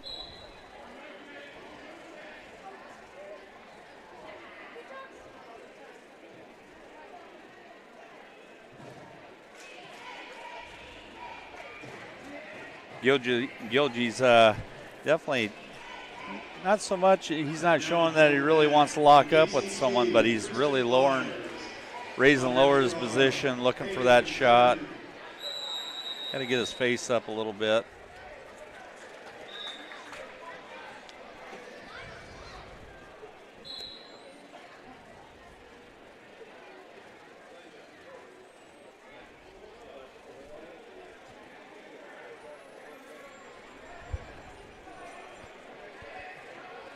They're both working pretty good, both of them making shots.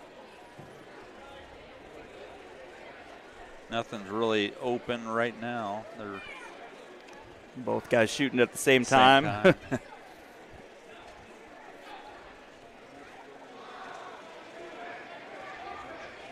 Gilgy getting a little more aggressive now. Going to have to watch that backing up, and that is going to be – and, you know, he definitely earned that one, but Moorhead might have a teammate partially to blame for that because this ref had called stalling enough times previously. Just kind of anticipated that as well.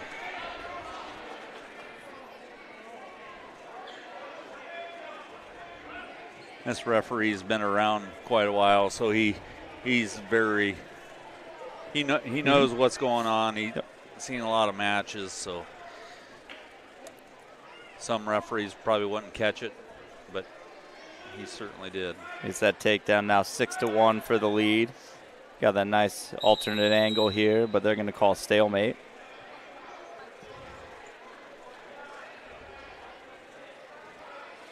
Yeah, we got the takedown. Yeah, Ella Cox running the camera down on the mat for Blue Jay Digital with that close-up action. The Invisible Man is running the one up here next to Kyle Seidel. I guess Kyle's running that, but a zoomed-out version. And 5 seconds left and gets the escape is maybe a frustrating one for the coach, but 6-2 is going to be the score at the end of the second period. Yeah, the last thing, I can't quite hear with these headphones on, but hopefully the coach is yelling short time, and that means, hey, whatever you do not give that escape up, right? So Gilgy chooses neutral. Yeah, it's very frustrating coaching-wise, but it happens all the time, too. It's just frustrating every time it does. As we were talking about the Blue Jay, Avery Parks down there taking some photos. You'll see those later on. And then I'm told Brody Gipple has some close-up action of somebody, which I imagine we might see later on sometime during the week. But he's got a lot of focus on one individual with the microphone tonight. It's not us, by the way, just in case you didn't know. Nobody wants to see that. Thank God. With that sweater that you have I do have a beautiful sweater on. I wish we could get a close-up of your sweater, Patrick. Very nice. Cole's special. Is that a schmedium? No. It's a schmall. Schmall.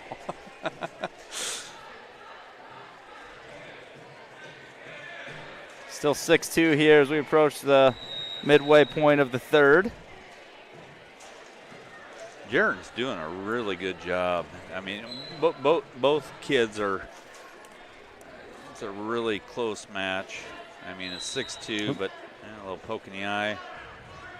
That happens once in a while when you're kind of trying to get the kid to move. A little slap to the head, and you get a finger to the eye. I like to see that. Nolan Feller's coming out here next to Coach Wonderland, giving some advice on, hey, do this, try this. You know, just that's the type of leadership you're expecting from a team captain, and I like to see it. Now you have my brother wanting to know what sweater I'm wearing. Well, it's a Mary Sithmas. Oh, just got out of balance there, but he's he'll get backed out. Restart. Get out of that. Oh, nice. Oh, that's probably right. He still had some control there issues. Yeah. So, as much as I want the Blue Jays to get every single point, that was probably the right call. That was. So still 6-2, 45 seconds left. Stall warning earlier on Moorhead. Take a shot right here. Well, I'd go after him and Yep. Moorhead brings it back to the center. Gilgy now trying to play it a little bit safer because, you're up 6-2. Next takedown doesn't take you into a major territory. So secure your win. You can hang out here for a little bit. 4 seconds left. Just don't get out of position. There we go. And that's going to be a final. That's a good win by Jaron. Moorhead, he should have his head high. That was a good match. So 26-9 is the team score now. 138 pounds. For the Tigers, going to be Grayson Sutter, senior, 9-4 on the season, versus Colton Carpenter for the Blue Jays, a senior, 5-4 on the season. Grayson Sutter, and on that for our Colton Carpenter. Let's see if we get the same action as I'm used to with Colton. He's usually on the attack and getting after his opponent.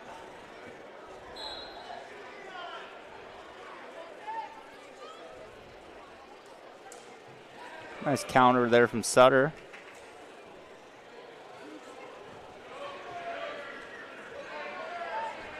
Trying to pull Carpenter back in. He's got that ankle nice, high and tight. Trip attempt. Carpenter showing off his gymnastic skills with the balance beam.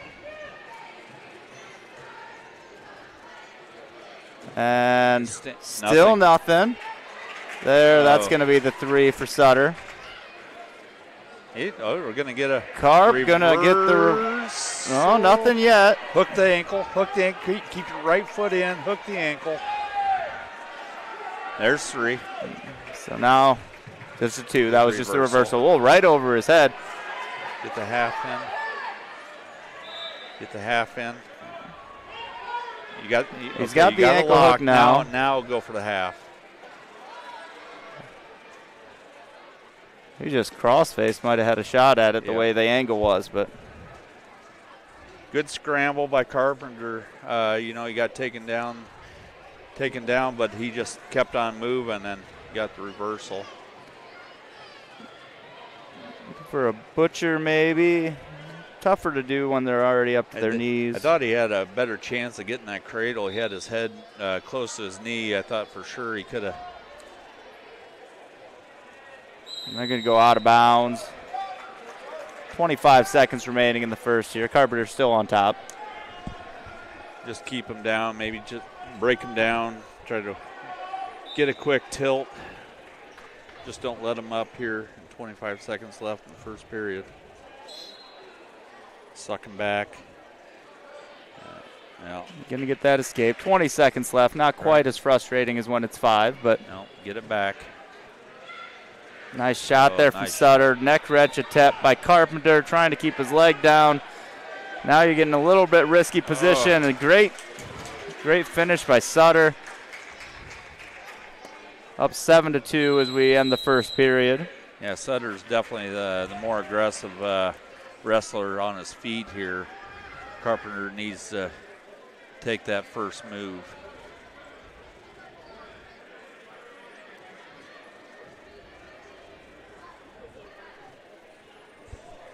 Start the second period. Carpenter on bottom, trailing 7-2. Control the wrist. Good return by Sutter. There you go. Now Carp gets the escape. 7-3.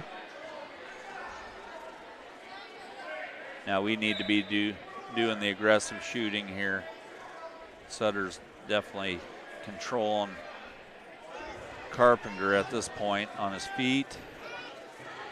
Got to watch out for the stalling circle. There you go. Another interesting thing about this duel is ADM is in our district, so this is potentially the same type of people you'll see on your way to try to qualify. He might get this turn back through. Yeah. That's going to be a Carpenter takedown for 3. Back points, a potential pin here. And a Saturday Night Ride at the line for the fall for Colton Carpenter. Whoa.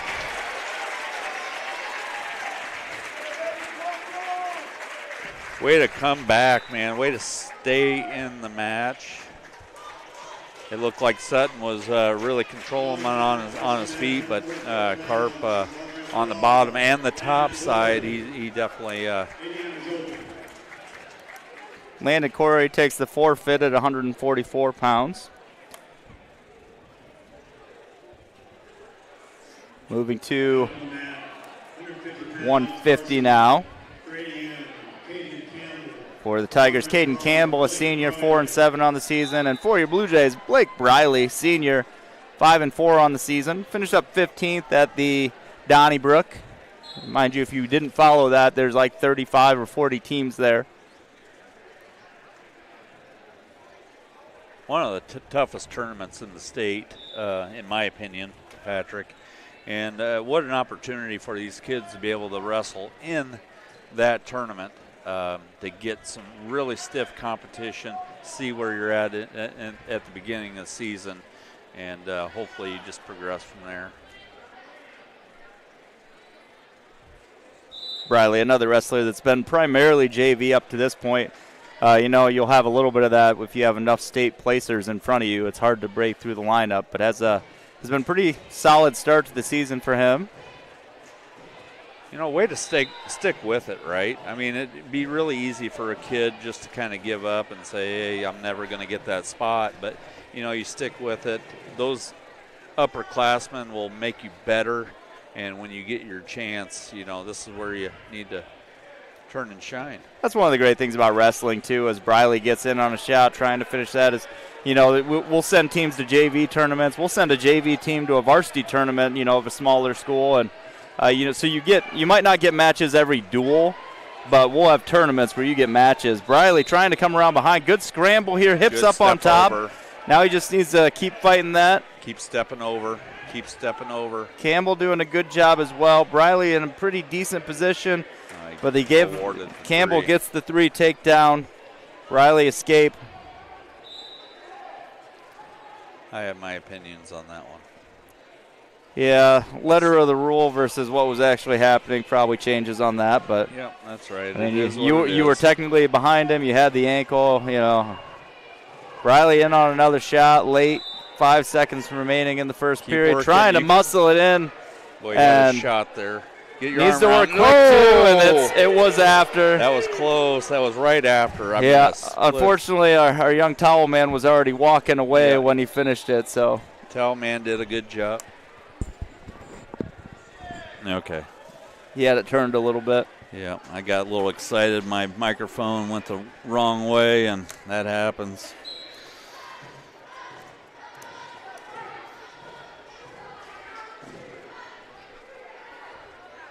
(3-1). Briley up to his feet to start the second. 3-2 now. Good job controlling the wrist. Attempt shot. No. Oh, good counter there. Boy. Campbell back into it. Briley with the wizard. No takedown awarded. But I don't know if you can get out of this without. Oh, I heard the whistle from the other mat, and I thought he stalemated it. So Campbell gets another takedown. Briley with another escape. 6-3 now. Just to take down away here.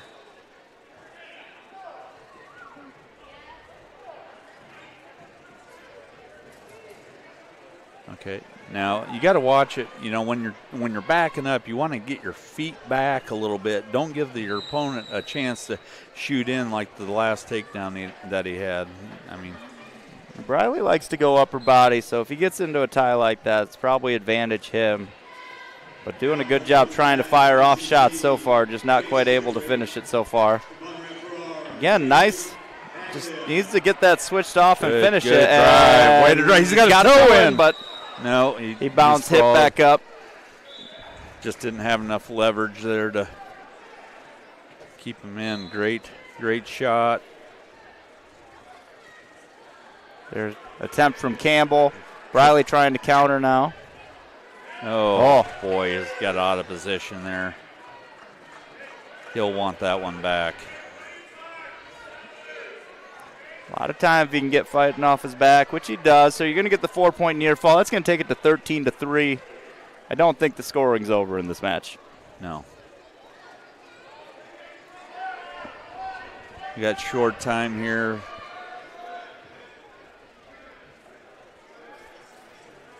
He's just going to be content just sitting there. And time. 13-3 as we head to the third. Riley's got a lot of work to do here, but he could still anybody's match. Campbell chooses bottom.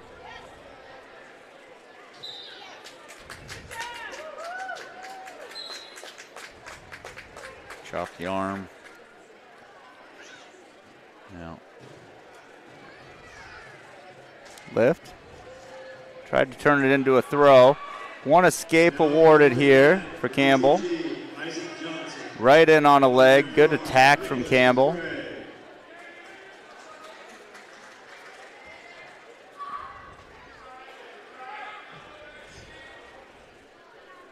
Takedown Campbell. Okay, I think. Now it's 17-3. I think at this point, you know, you got to escape and look for that big throw, get something. Got to build up first. Just gonna let him.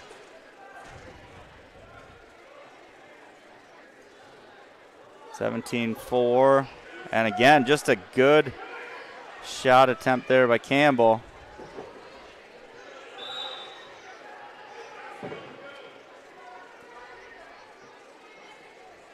It's free. You almost want to try to lock up with them. Try to get an underhook of some sort. If you know a headlock, that'd be a good thing to do. But inside control is where Riley needs to be. I'm probably staying off of that single leg just because he's had pretty good counters to that so far. I'm looking for something bigger. Yep. Oh, head up, head up. Run out of time here. Yep, 20 seconds. Eating up a lot of clock in this position. He's going to get the takedown to make it 17-7. But with 15 seconds left, I'm not sure there's not even letting you him get up a isn't throw. It had to be quick. Yeah. That's right. You got to keep working even when it's late, though. Yeah, you bet. You know what? Try to keep working. These kids will see each other again. Yep. So Campbell's going to come out on top of that one, 18-7 for a major decision. Making the team score 38-13. Now moving on to 157 pounds, where I think Fellers is going to get a match. Okay. Yep.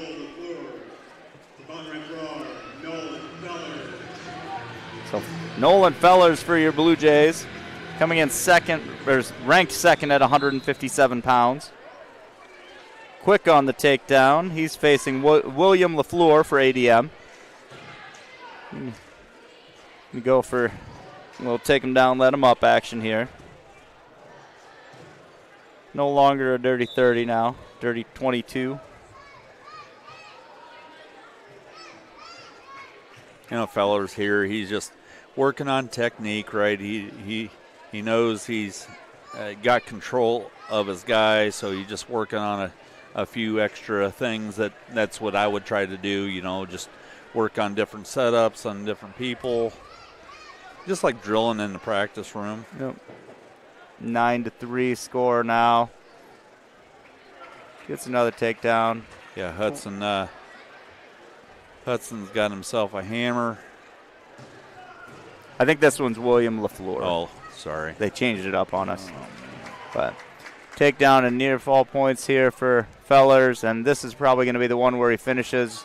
If he doesn't, it'll be a tech fall, but he's going to convert this into a fall in a minute 11. Nolan Fellers with the win.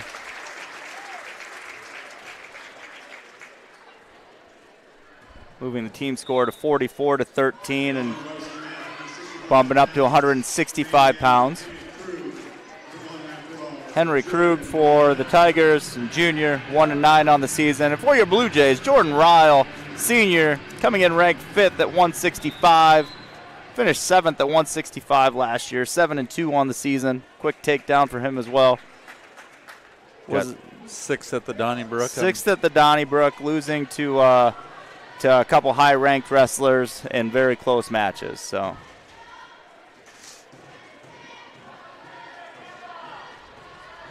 yeah, Jordan Ryle's such a great athlete. You just see it on the mat here. He's a multi-sport athlete. He's great at everything that he does. If he was in bowling, he'd probably get a few 300s, right? There's a good chance of that. A very good chance. We'll see what his post-high school plans end up. But there's a few coaches in different sports that would love to have him. Probably a few coaches at most schools that would love to have him on different sports. So, at that point, you just got to choose, what do I love? What do I want to do? And I'm sure he'll make the right choice, whatever's right for him, whatever he's feeling. Whizzer and not a takedown yet. But now you're going to get the 3-point takedown. So 10-1 lead for Jordan Ryle.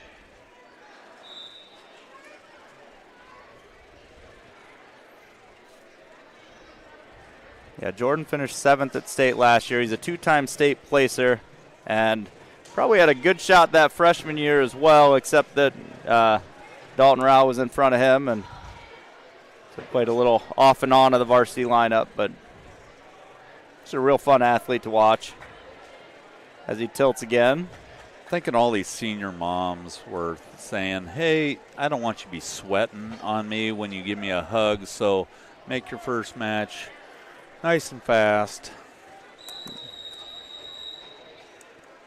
So after that 4-point near fall, it's 14-1. I don't know why you defer there. You're not at a pace where you're going to get to make a choice. Like, I don't want to make that decision how I lose, I guess. Yeah.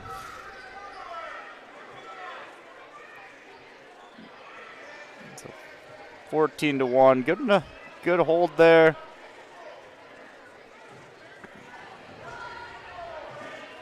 Ryle back up to his feet. That's going to be the escape now. So a 14-point lead. Next score will end it unless it's a pinning combination. Which means Jordan needs to go feet to back. And he could do it pretty easy.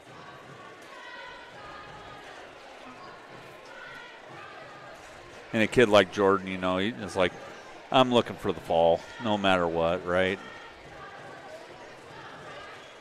Tech fall's nice, but the fall's better.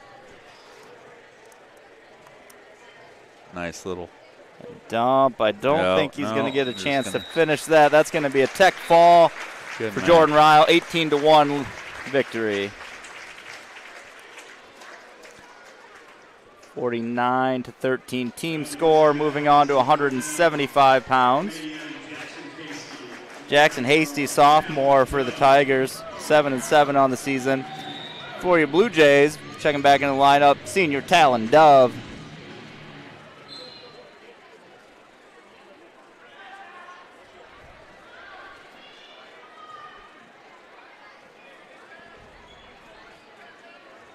Dove got that front headlock position, looking for a head in the hole. Gets the 3 takedown. Now going to try and take him right to his back with the cradle rock. And Dad's calling for a fall. Yeah, he always gets aggressive on that. Yeah. That's he's thinking to himself, why couldn't I be as strong as my son when I was wrestling? Going to lock up that cradle. Going to be tough to stay in bounds. He does, though. He's got that foot in. Yeah. Look for that fall, sir. Good fight from Hasty here. Talon's doing a great job of keeping that toe in for one. Toe in and 4 near fall. Going to move it to 11-1.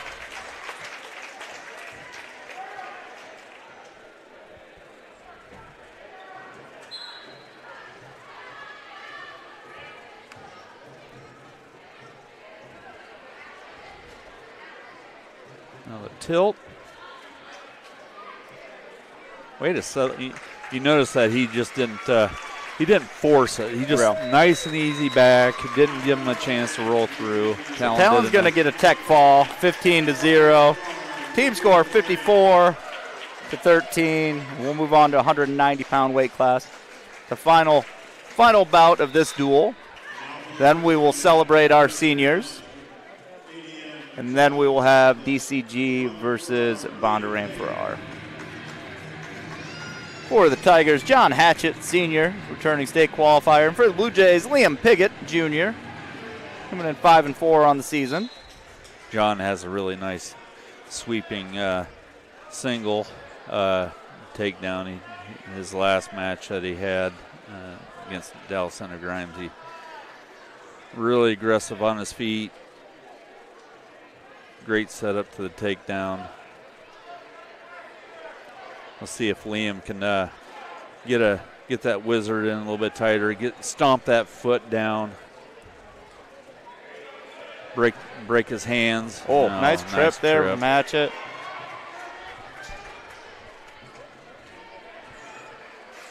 Two near fall for Hatchett. Got 4 fingers.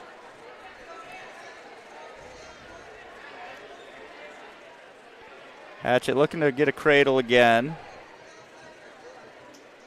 Piggott doing a good job keeping that high hand away.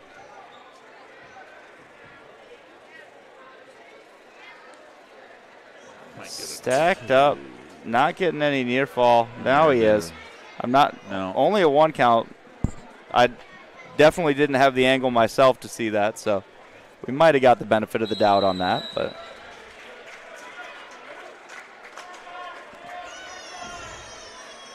Yeah, Liam definitely doesn't want to hang out down there too long. John has a tough ride, keeps a lot of pressure on the opponent's hips. There you go, good. 5-1 score now.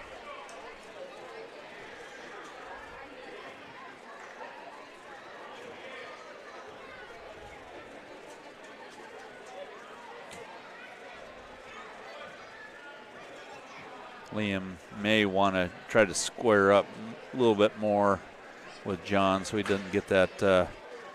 He moves him to one side and gets that sweep and single pretty easy with that from that lead leg.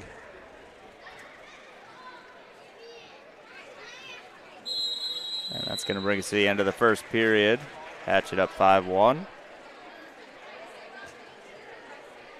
Liam Piggott chooses neutral.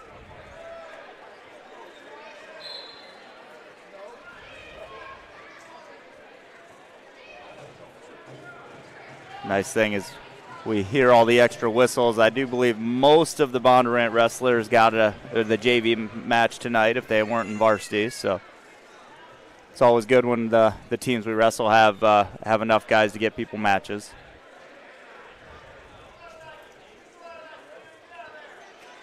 Long single. Yeah, but it made it work. Coming up to his feet. Out of bounds, but definitely good job bouncing up because it looked like that was going to be a problem right away. Yeah.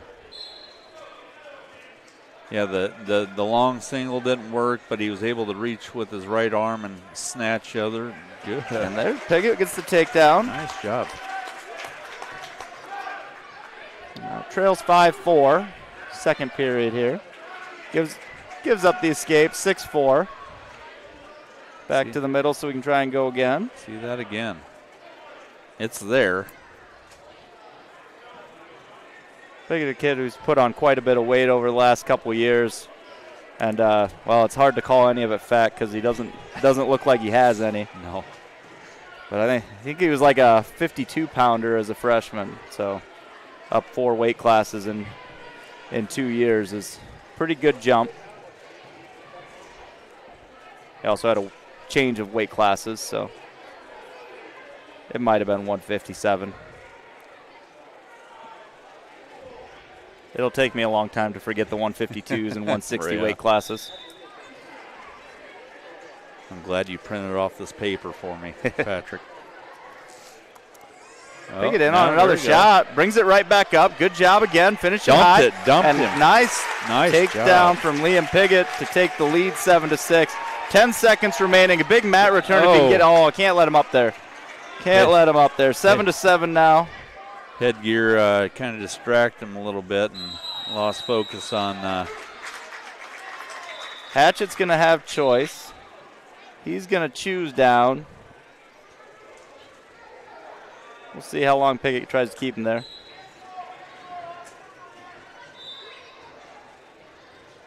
Yeah, just good option. I mean, just let him up. Sutton's really good getting out of that, so no sense of getting a.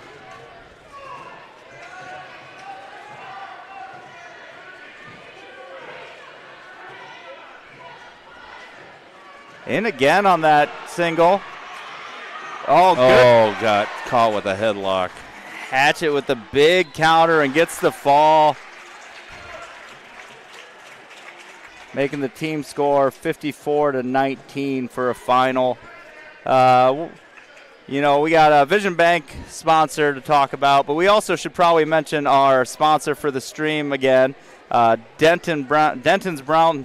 Denton's Davis Brown Law Firm. Gosh, I messed that one up. I struggled when they, changed their firm name. Gosh. I just feel bad now. Tyler Coe, our sponsor for the broadcast from Denton's Davis Brown, a family law and divorce attorney here in Des Moines.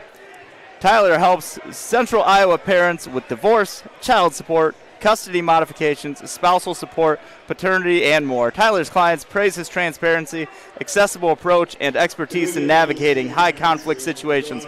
Unfortunately, Tyler cannot get you a new broadcaster for the night because nobody else wants the role.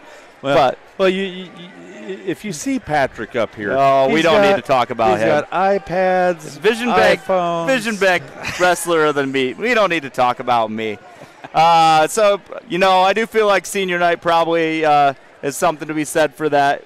Not that it's the only piece of it, but, it's definitely important. Ryle with a solid senior night. Talon Dove with a solid senior night victory. I'm going to go Talon Dove.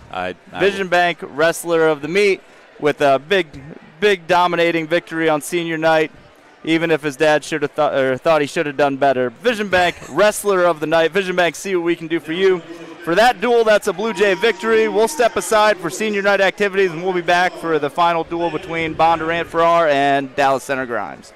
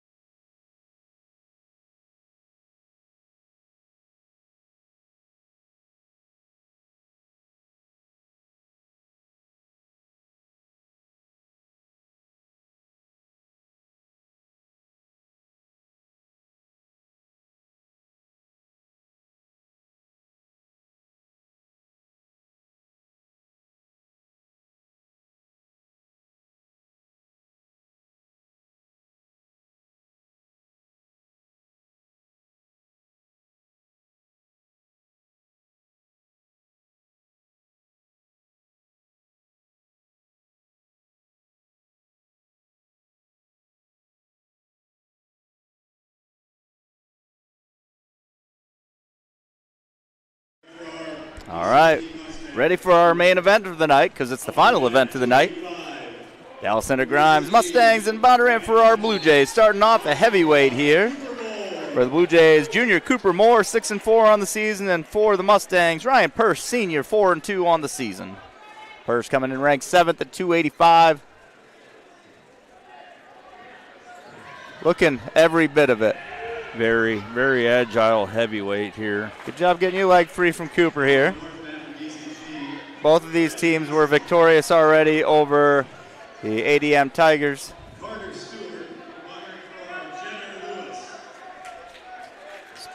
Looks to be a pretty exciting duel. Should be matches at almost every weight, I believe. Persh gets the first takedown. And a few matches between ranked wrestlers. So stay tuned. We will definitely have some really good wrestling here at this duel. I have probably four matches that I have circled on my sheet that are going to be very tough. Dallas Center creates a problem right here, and a couple of the lower weights, but we'll see how it all turns out. We're going to have to get right after Dallas Center Grimes because that the match that we've seen against ADM, yep. They attacked, and this is going to come down to some bonus points in matches because. Right. You know, you're gonna have some times where you're trying to fight to save 1 point or fight to earn that extra point. And Persh trying to do some down, Coop. Do muscle action, but way to fight out of that strong half. You just see Persh has a real strong upper body trying to run those halves, and saw the angle there from Moore, and that's going to be a fall with 7 seconds remaining in the first period for Ryan Persh. Ryan Persh is a really strong kid. He's gonna do some good things this year. Moving on to 106 pounds for the Mustangs. Noah freshman, 5-2 on the season. For the Blue Jays, Evan Fellers, a freshman, 5-6 on the season. Both won fairly easily in their first matches. So let's see which guy shows it here. Good drag attempt there. Evan's starting off like he, just like he started the ADM match. He was on the verge of DQing his opponent off of stalling in the first match. I don't think Kern's going to be quite as disengaged. No, he's gonna stay after him, but Evan looking pretty good so far. A lot of action already. Good front headlock adjustment. Fellers going to try and just hang on to that leg. Yeah. Kern's trying to work around, get his hips away. And keep working up. We were on the verge of a stalemate. They both stand up, and Kern going to get the advantage on that stand-up. We'll see what type of craziness ensues here. Both 106-pounders with a lot of reach on that. Keep your Fellers trying to roll scrambled through. right out of that. Good job. And right back in on a shot. See if he can try to switch off to a double. He's got that head stuff, trying to suck it in. Good job. Good. See if he can finish his. Good heavy hips from Kern. Yeah, and Evan needs to get his hips underneath him to finish that. Kern working around. Still 20 seconds here. Broken down flat. Hopefully we can just hold on. Kurt's in a better spot. Looking to maybe get that turn here. Feller's in a tough spot now. Going to try and hold on to this ankle with 10 seconds left. Turn into him. Way to fight, Evan. 2, 1, and nothing. That was a good job by Evan just to hang on there and not give up those 3 points there at the end. Took a lot out of him, but Feller's going to choose down to start the second period. For a 0-0 match, there's been a lot of action. Feller's up to his feet. Kern trying to A little bit different return. Now here you should be getting a stale, or there should be stalling because he hasn't returned him. Yep. I don't know. This is a long time to be standing here, still in control without stalling. The fact that he hasn't called it is I can't believe probably he did finally call it. I would say haven't had a lot of questionable things to say. No. The officials have done a really good job, but once you drop down to that leg, that doesn't change the fact that you haven't returned him. Current a little more aggressive this time. Control. Nice little Granby. Keep moving. Another Trying it again. That one scared me a little bit because it was a lot slower. Yep. Yeah, you definitely, that's got to be a fast-moving roll. Yeah, sometimes kids will get caught. Current coming down, has that leg in. Little high, though. Lift up. No. Feller's trying to work back over. Has a good spot here. Now he's inside on that. Lift up on that leg. Careful not to. Out. There should be almost. Two. No. Oh, man. Nice counter from Current, though. Okay. So no change of control. Would have just been a 2 switch 2 anyway, so it doesn't actually hurt anything. But Current now trying to butcher him over. Belly. Just a 1 count there. There's a 2. The DCG coach really trying to get the swipes. And that might be it. That's tight. And that's going to be a fall with 13 seconds remaining in the second period for Noah Current.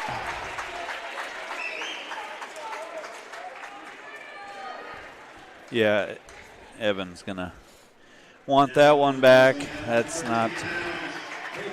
All right. 113 pounds now for the Mustangs. Peyton Philippon, sophomore, 3-3 on the season. He's going to face Spencer Dare, freshman, 4-3 on the season. Last match, Philippon had a nice little takedown, so hopefully we can get. Dare, quick low double. Trying to work his way out the back now. Keep coming. He's got a good position here, but it's a tough one to try to work out of. Just potentially dangerous. They stopped that one for potentially dangerous. Philippon was looking right at his coach trying to get some advice from the position he was in.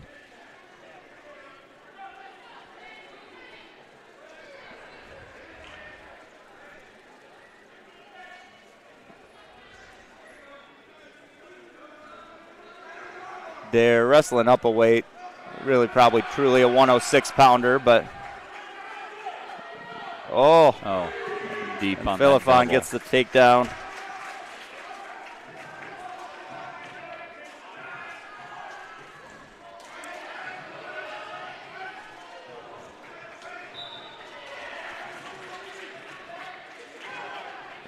Near the edge, Philippon still riding. Dare needs to control the wrist here and get some action, get up on your feet. You're at your base. You just don't want to sit there and let Philippon capture that arm and look for a tilt. Got a deep gut wrench.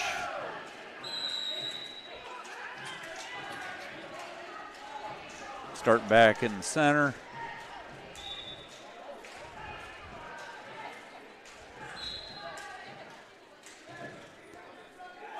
Oh, way to move off. Yeah, come on. Maybe scoop that head. Scoop that head as you come.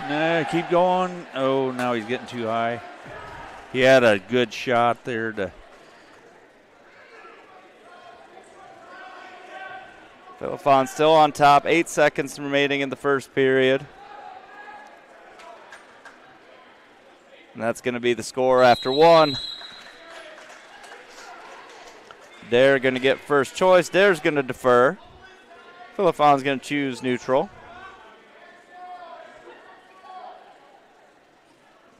I do think Dare's prefers the neutral start anyway, so Yeah, he definitely looks a lot more comfortable on his feet.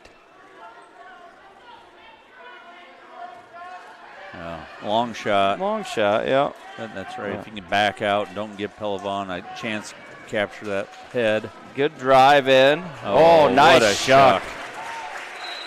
What a strong, fast move. What did he call? Headgear came off. Oh, okay. Yeah. Yeah, Philippon just shucked him right by.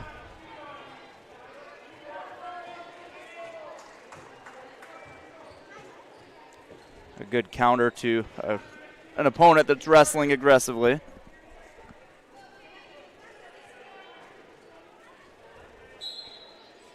Yeah, Dare's seeing that shuck, he'll want to make a better shot, knowing that he has that in his arsenal. Man, that was a textbook shuck.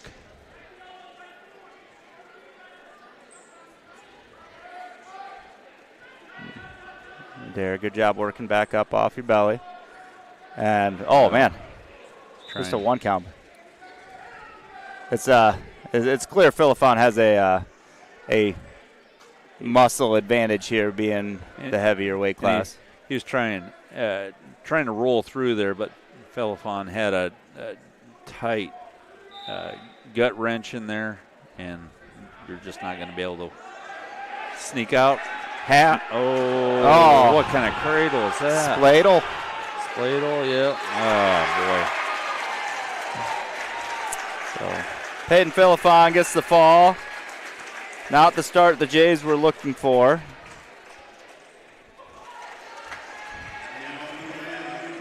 Move on to 120 pounds. This is one of your big matches of the night.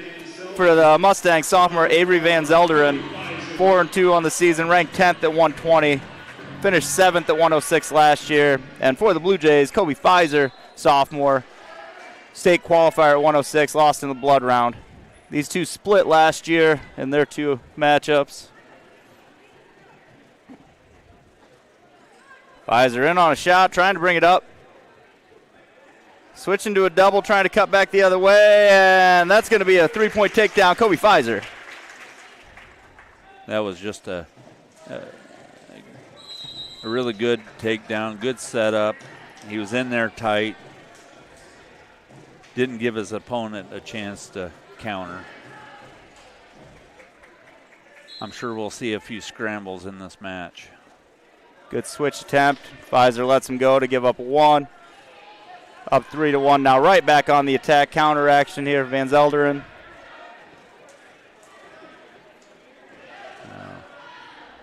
Little arm drag.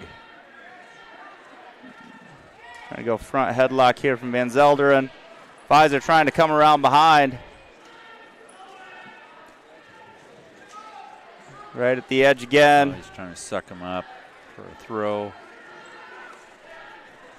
Colby smart there and backs out and doesn't give him a chance to get him sucked up for a bear hug throw.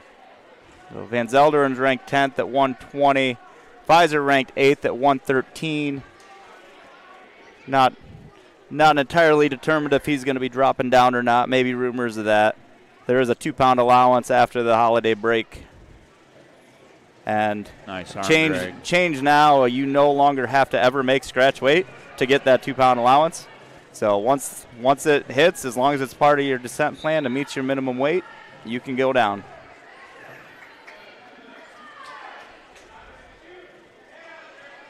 Both wrestlers are doing a really good job of countering each person's.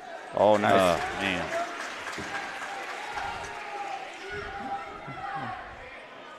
So Van Zelderen gets that late takedown.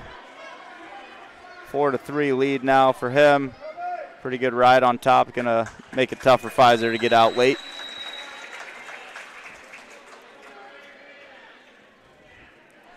Van Zelderen's going to choose down to start the second. Let's see if Colby can get him roped down, but he's going to go for that patented lift. Good return. The amount of times you've seen a Pfizer or a Lilligard for that matter go for that lift on the return. That does take a lot out of you. I mean, lifting the guy and trying to keep him broke down. Takes a lot less out of you if you can get him turned right to his back, though, on the return, right? That would be nice. You're going to get a caution on Van Zelderen leaving early.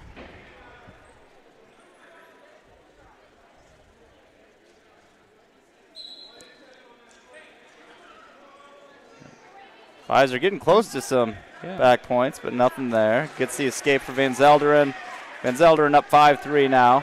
Pfizer back on the attack at the edge of the mat.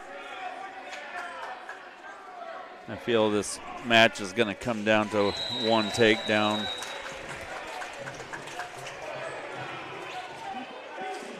Coaches really wanted Van Zelderen to know that they were appreciative of his efforts there. Oh, nice throw attempt by Pfizer. See if he's got it. Not able to finish that one. Van Zelderen's going to get the takedown on the slip. Yeah, that headlock, you really got to throw that hard. Well, and I think that's not his strong side to throw the headlock, so that makes a difference. It was there. I mean, it was a... Now for the North Mat, DCG, Caden Hinders, the Bondurant for our Vincent Fine. Van Zelderen doing a real good job on top again.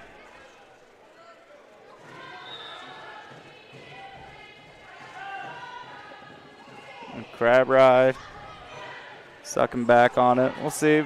Pfizer up to his feet again, but Van Zelderen picks that ankle. He is a tough on top.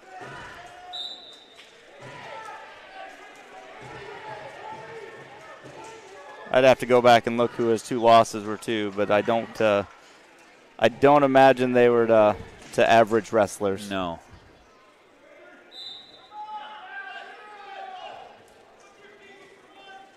Six seconds remaining. Van Zelderen finishing on top for the second period. I'm sure Colby's going to pick neutral here. Coach recommended the same thing. Pfizer trailing 8-3. Need a couple takedowns here. Good job getting to that leg. And who's going to come out? Who's going to come out? Nothing yet. Nothing yet. Pushing, nothing Colby. yet. You got to keep on pushing. Keep pushing. Unfortunately, yeah. I think Van Zelderen's just a little bit bigger than him. Yeah, he's definitely a big, strong 120-pounder, and getting some back points.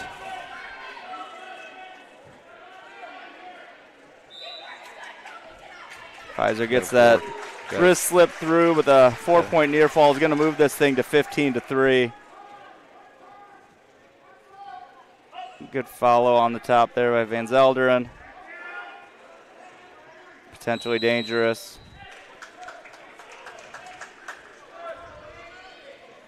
15-3 does not feel like it accurately represents how this match is going, but that's also part of the new 3 takedown and 4-point near fall, is you can score points in greater bunches, but cradle locked up, now broken free by Pfizer. Didn't quite have the head on that.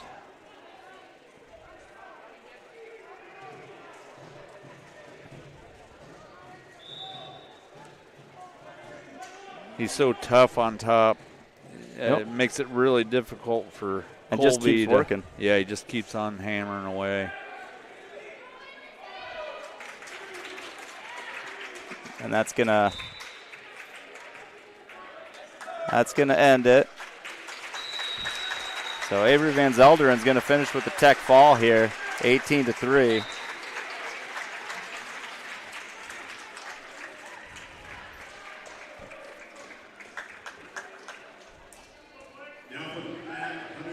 £126 now. For DCG, Blake Forrester, junior, 4-2 on the season. State qualifier last year, 120. And for the Bluejays, McCain Hewitt, 5-4 on the season. McCain's had some big matches, big wins. He's a junior, not a sophomore. That's a misprint, but Does have a couple wins over some returning state qualifiers, but Forrester strikes first with the takedown. Hewitt back to his feet with the escape. Forrester trying for the cradle.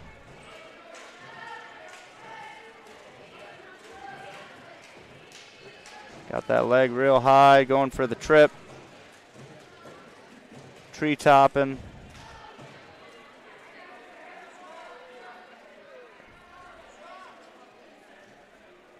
Really trying to jack that up, going for the trip. Not able to get it.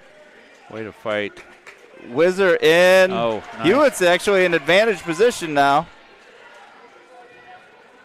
Going to try and get around behind. I think you're going to see Forrester back out before he gives up that takedown. Yeah, Hewitt did a nice job fighting out of that after being Forrester had it in there, single leg in there tight. You can definitely tell that Dallas Center Grimes has came and said, "Hey, we're gonna be aggressive against Bondurant, and that's our only chance to get some victories here." Nice. Shot.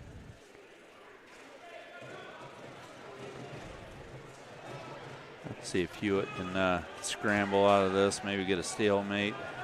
He's looking for the stalemate right now, but Get a Forrester does a good job coming back through the other side. Going for that trip again, and going to get the takedown this time.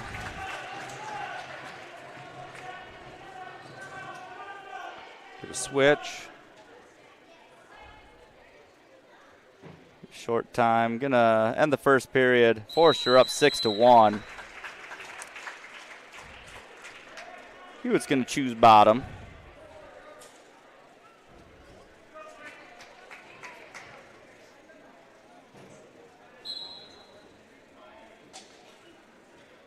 Up to his feet quickly with the escape, 6-2. I like how Hewitt kind of blocked his arm first, then captured his hands, then he was able to spin out of that.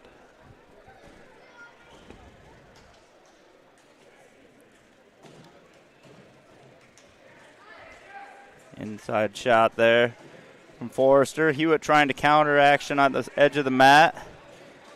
See if he can knock him off his hips. Good job switching to a double by Forrester. Well, just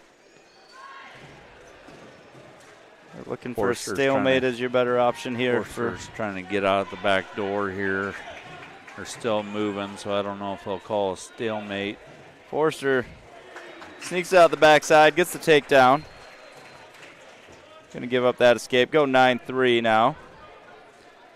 If you're Forrester, you're probably thinking, all right, I've already got 3 takedowns. Let's try to build on this. And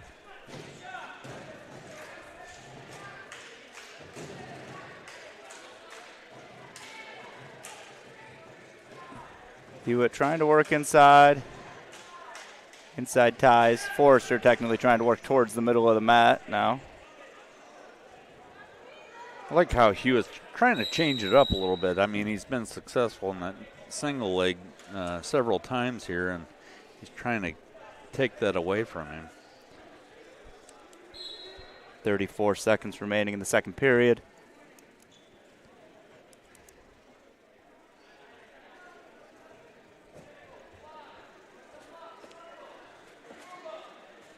Getting late in the second period. Takedown would really change the swing of this a little bit here, but I guess for either one of them. Yeah, Forrester kind of slowed down on his attacks here late in the second period, so that just says Hewitt's doing a great job of blocking that, so he can't get in there.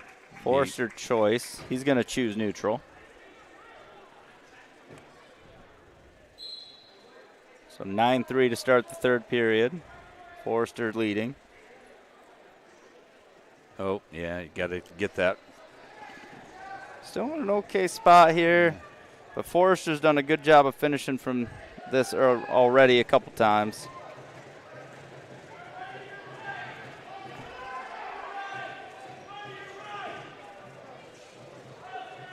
Watch that knee.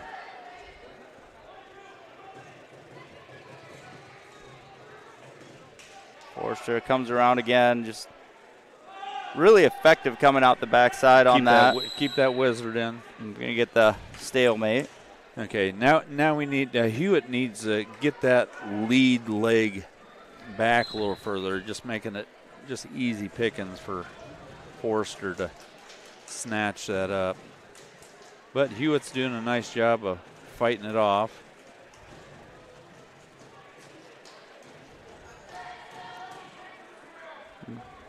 One minute left in the third.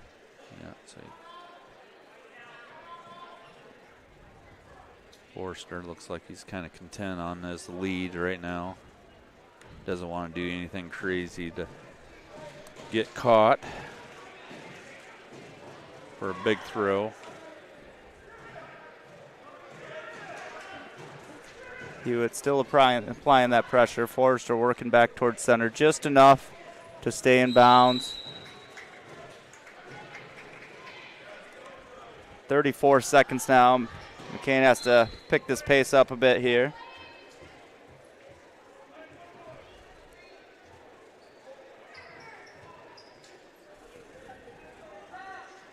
Just having a hard time getting through that tie up. Yeah, he's trying to work there up in the upper body. I'd like to see him take some shots earlier in the match. Yep. A little too late, but so Forster's going to get the win here, 9-3.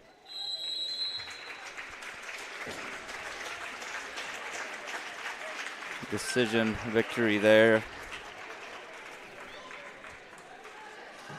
Move on to 132 pounds. For DCG, senior Aiden Beck, ranked number 7 at 132. And a little change up here at 32 for the Blue Jays. This is going to be Jaden Piggott wrestling this match, not Jaron Gilgy. Piggott and Gilgy had a real close wrestle off, now almost a month ago. But Beck in there with a really good single. Beck is a tough wrestler. Right into a takedown there for Beck. Yeah, Beck is a hammer, that's for sure.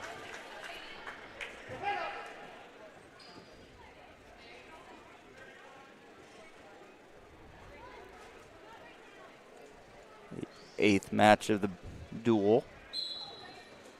14 weight classes if you're tracking at home, which I'm sure you are. Absolutely.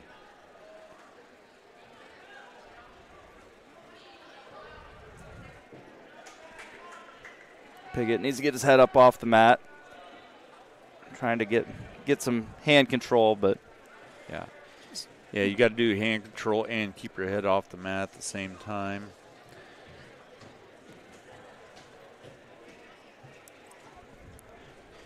Better position here. Pretty tough to say that when you have such a good wrestler on top, right? I mean, he's controlling that quite a bit. So. You got to watch the legality of that one, sir. Yeah. Again, I think we commented earlier. Beck doesn't feel like a nice kid to wrestle. No, I'm not saying he's not a nice kid. I'm saying on the mat he's not trying to make a friend. No, he's there to win, and he's just really strong, good technique,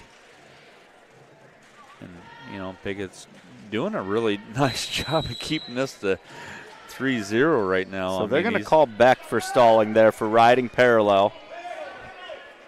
I'm guessing there was probably a warning before that too that you need to work out to the side, typically, but yep. He gave him a chance to, and the referee's probably telling him to work off the side, and he didn't, so he kind of dinged him there. Just a few seconds left here in the first period.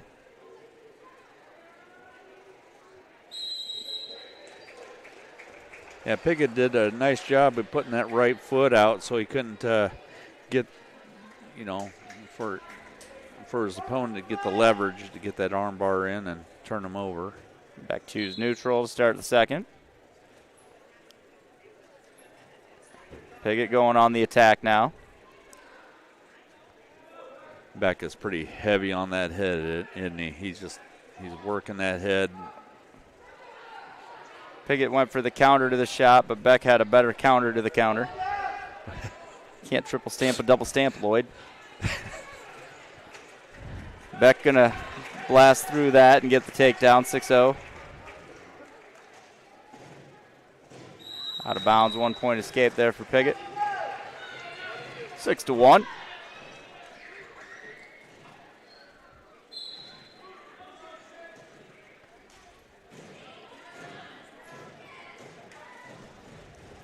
You love the attitude from Piggott on it, though. It's not showing any intimidation from the upper class wrestler. Exactly. He just sticking hard nose right into him.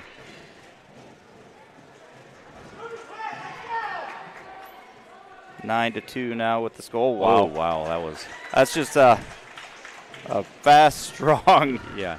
He's very, very quick on his feet. It's all one motion. It's just pretty impressive. Pretty impressive. 45 seconds remaining in the second period here. Again, really just kind of hanging out behind, though. Yeah, he's not. He's kind of. I think Piggott's really frustrating him, not being able to get in there to get him turned, and he's just hanging out back. And now they're going to call Piggott for stalling, which had his head on the mat, but also it's a tough call when the guy is still riding parallel without actually, attempting the turn. But of course, now he's got that bar in trying to turn it. Piggott's doing a really good 5 job seconds, of fighting it.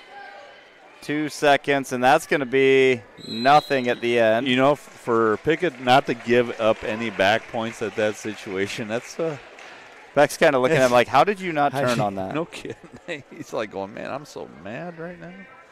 Piggott's going to choose bottom. And Beck's going to say, nope, we're going intentional release. Yep. So 12-3 to start the third period.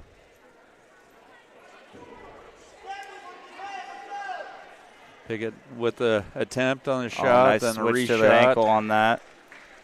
15-3. And Beck looks at coach, says, do I cut him here? Yes, you do. 15-4.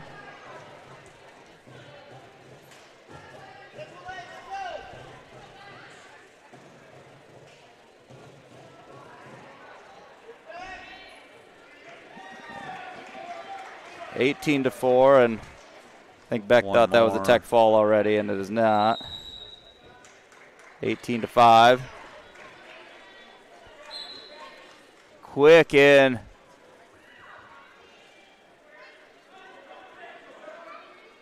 Get that wizard in. Yeah. And that's going to be a takedown. Aiden Beck with the tech fall. It's a good fight from Jaden Piggott, but just not enough there. So halfway through, it's 31-0. Going on to 138 pounds for the Mustangs senior Nick Esser, and for your Blue Jays senior Colton Carpenter. Quickly into a double. Carp fights it off. Carp's going to have to get aggressive with Esser here. Esser is definitely a tough kid. Gets the first takedown.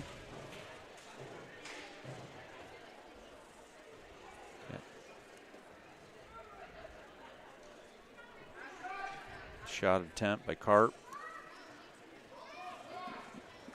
Going a little upper body action here, looking for some throws.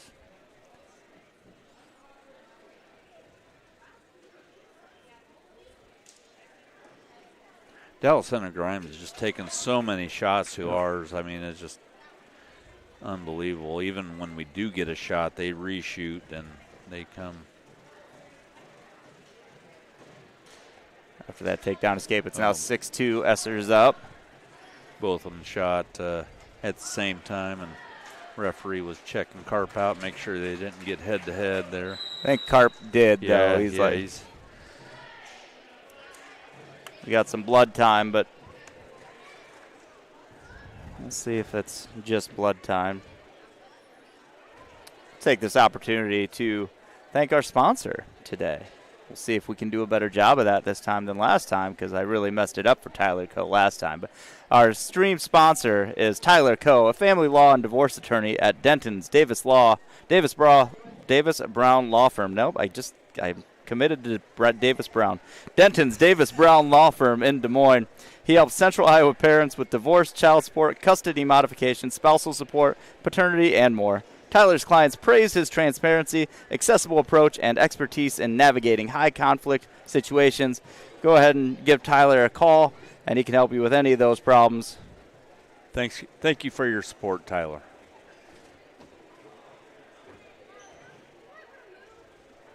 We're still getting some blood cleanup here on Mr. Carpenter.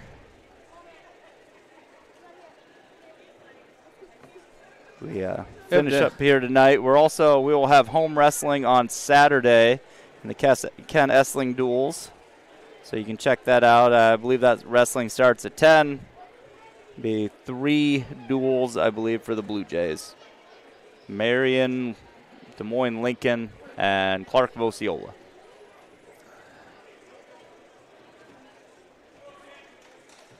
All right. All cleaned up. Carp's ready to go.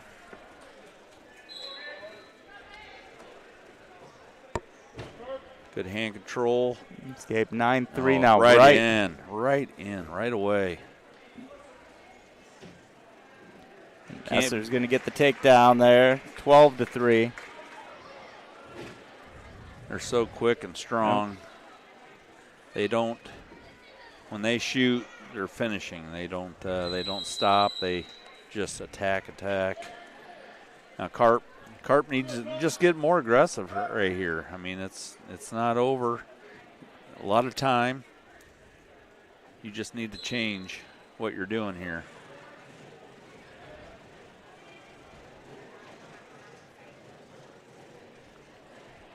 Short time here remaining in the first. Try to get that escape before you run out of time. And Esser's going to drop down to the leg. Not enough time to get called for stalling on that. So we're going to finish the first period with the 12-3 lead. Carp defers. Again, I disagree. If you're trailing by 9, there's just no reason to give up your choice. Pick what you want.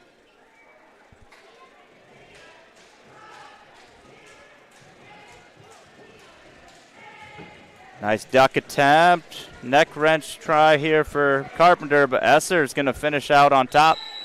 We're going to see. And the blood plug came out. Sarah, if you don't mind, put a couple more in there. Chris Corey told me before the meet today that Carpenter's been having a few issues with bloody noses. Gotcha. I think we're missing that last takedown, so it should be 15-3.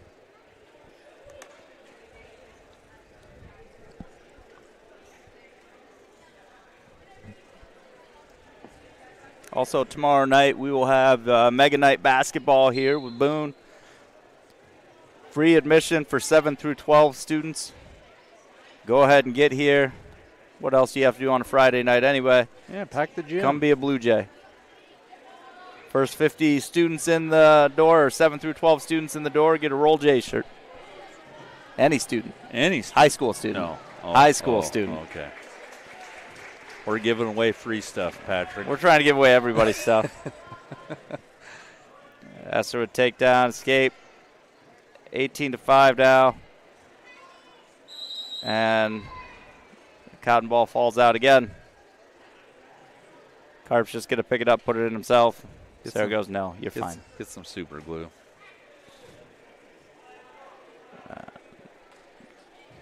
Carp was ready to go with it, but the official said he was still bleeding. So we'll have blood time again.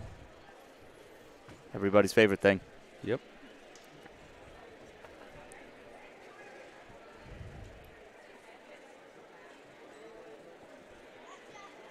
After the Friday night Mega Night and the Saturday wrestling tournament, both for the boys and the girls, we will be off for about a week and a half. Coming back, I believe we have some events that first Thursday in January. So go ahead, check that calendar, or Blue Jay Digital will have some beautiful graphic starring some of our fine athletes. Yes, they're in there.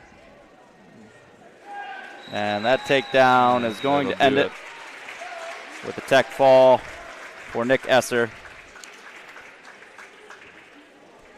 Real solid performance by the DCG Mustangs.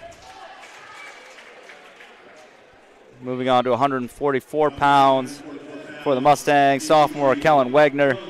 For your Blue Jays, senior Landon Corey. Corey got a forfeit against ADM, and so did Wagner for that matter. Wagner in on a low ankle right away. Although Landon prefers wrestling from some of these weird positions. He's got an ankle hook now, which I don't think is going to lead to anything. Okay, there's the stalemate. All right.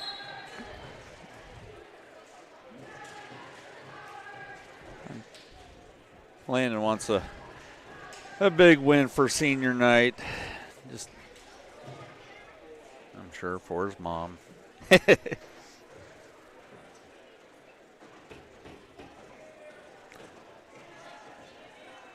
A little arm drag by Wagner. Landon defends. Needs stuff to head here. Okay. We need to get on the attack. There he goes. Good counter by Wagner. I think Landon still has a shot at getting his... Get that arm out. Get that right arm out. He's kind of... Looks like Wagner's got it pinned pretty well, but keep building up. And now he's got his hips up. Has a shot at this still. He's working. He's working. There you go. Hop over to the other side. Now get back up off your hips. That's going to be the takedown for Landon. No, what?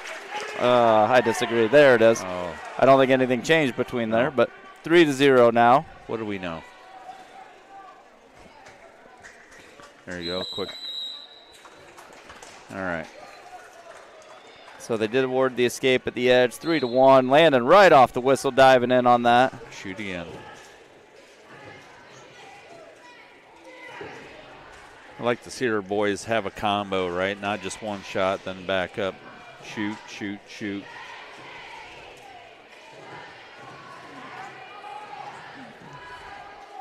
He's got that head pin, but I'm not sure there's anything there.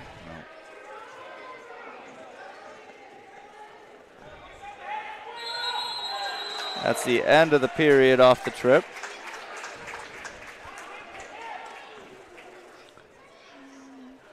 Wagner's, those tall, lanky guys are hard to deal with, too. Although Landon's pretty similar as he does the roll-through ankle pick. I saw that on TikTok the other day. That's a pretty patented. Cool move. I love it. Yep. I haven't quite caught his dad's reaction while that's happening, if he loves it or hates it. But he probably hates it. I know he does. He's still old school. Escape 6-2. But, yeah, check out that blue suit, though. Yeah, I know. He said his wife made him wear it. I did think disagree. She had to dress him. Yeah, I disagree. I know he wanted it. I'm going to go 6-2 still.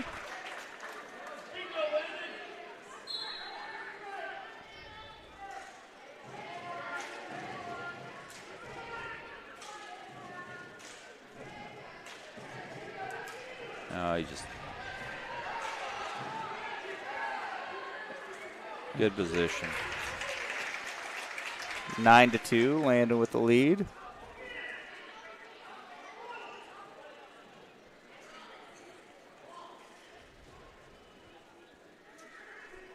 Kind of hard to get him broke down. Chop, just let him up. Now attack right at the edge. Missed it. Went right. They both shot, and Landon was high. And Landon shot Well, I think for the most part, Kellen got low.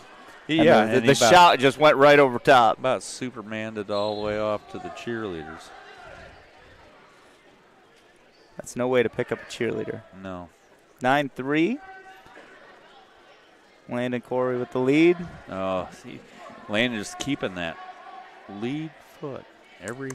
Just about every one of our wrestlers tonight has kept that lead foot out. Easy pickings for the opponent. It's been a little too long since they've had matches. Yeah. Didn't have a tournament on Saturday. Didn't get to go to Waverly on Friday. Late in the second period. Nothing there. He's still got it. Yeah. And that's going to end the second period. Oh, you got the three. Oh, wow. I don't know what changed there. But we'll Landon gets a late takedown. One thing about it, if you get the takedown with less than 2 seconds, it's really hard for the other guy to get an escape.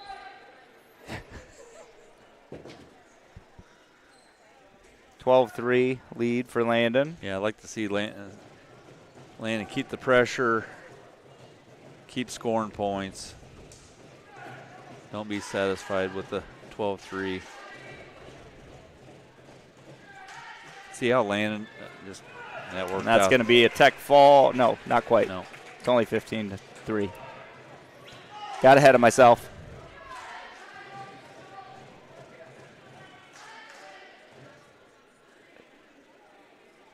Definitely hard to break him down. He might just let him up and no, just let him go. Attack right now. Attack. There you go. Try to stay in. There's 3. He's going to make Good. It 18-4. I like that. When you're close to the edge, you let him up, and he's close to the edge. That's the great time to attack. Either might get a stall call or get a takedown. I like takedown. I'd do it again. I mean, mathematically, I think he needs a pin, but yeah, that's an uphill battle at this point. Going to get stalling on Landon. Really no impact, but he's walking over to Sarah. We got a bloody nose. No, or a little cut.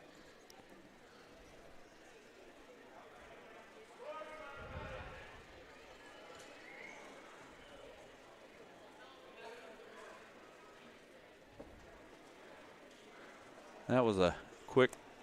Sarah got a lot of experience and practicing with Carpenter, and that slipped right in Landon's nose. Sarah, one of the best in the business. I mean, as far as we're concerned, the best in the business. Always good to celebrate, birthdays with Sarah. So peanut butter cups are her favorite if you want to deliver that.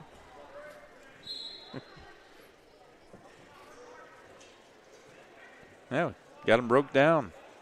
See if we can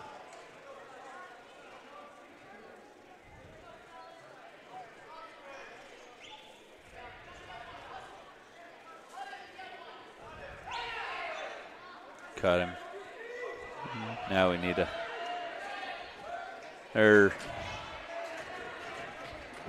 Got the head stuffed in there. Still 15 seconds. The DCG coaches are trying to get him to hold him right there. And they're not gonna stalemate it. No, they're gonna let it stay, and that's gonna be an 18-5 major decision for Landon Corey.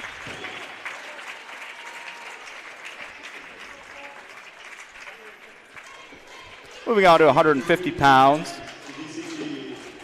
Cole Hemmingson, Jr. for the Mustangs, and for the Blue Jays, senior Blake Briley.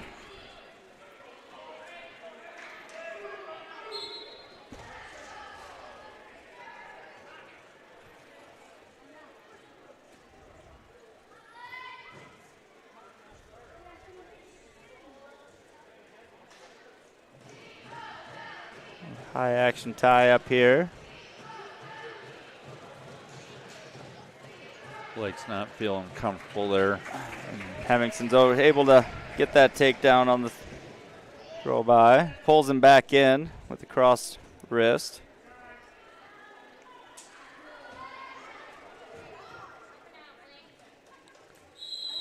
Go out. Reset in the middle.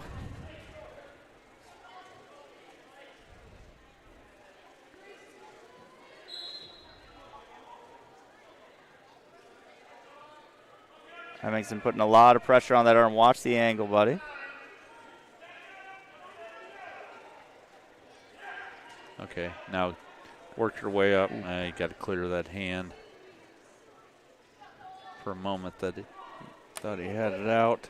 Now work yourself up. Can't just sit there against these DCG wrestlers.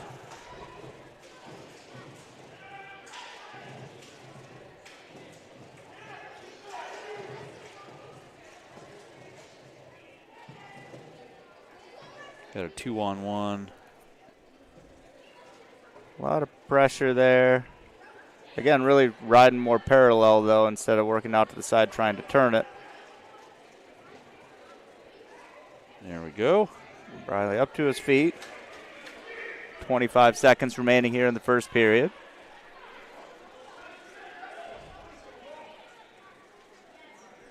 See if Briley can get a arm drag working here. No.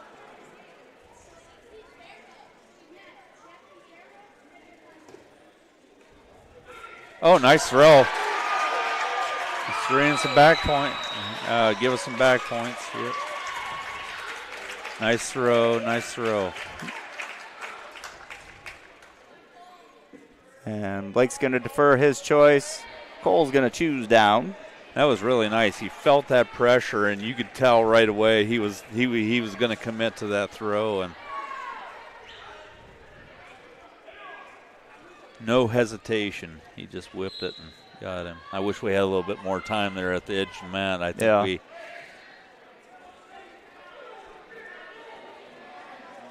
You have to make a decision here whether you're trying to bring him go or cutting him, because right now you're stalling. Right there now, that's a one, though. Like, I don't. Okay. Yep. I was say, you can't call stalling when there's no control anymore. Like, that's just got to be an escape. Nice trip from Hemmingson. No takedown yet. There it is at the edge of the mat. So Hemmingson now up 7-6.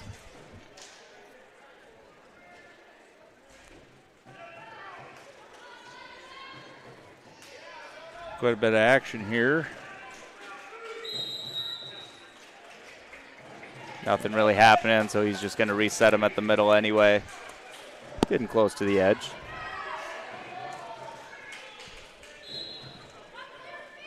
Good breakdown from Hemmingson.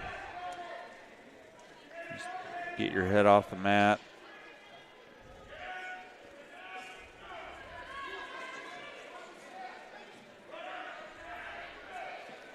You're out. There you go.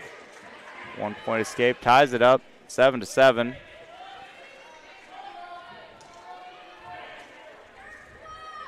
Still in the second period.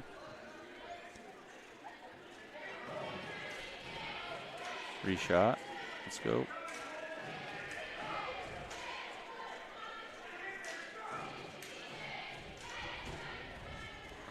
There's a little arm drag. Yeah. Had that in the first match. Oh, he's tight. Yep, Hemmingson's tough there. Gets the takedown. Yeah, he's got. Riley bails out on that. He gets really tight, deep in that double leg, and it's hard to counter. Short time here remaining in the second.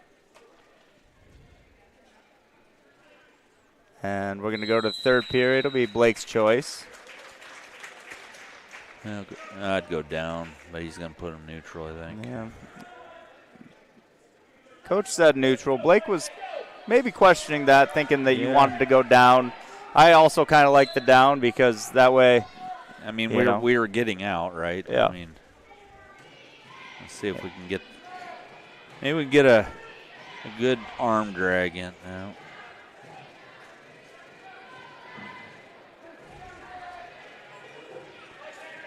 suck them up.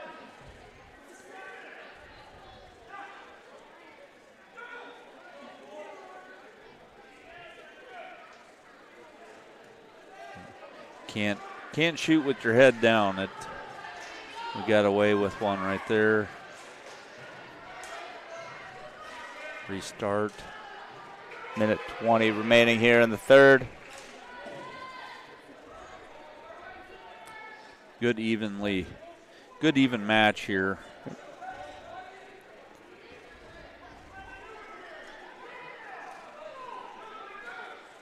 Oh, get in there. To get in He's on got that. it. Good. There you go. Drive, there you go. There you go. That's 3. 3. Takedown ties it up.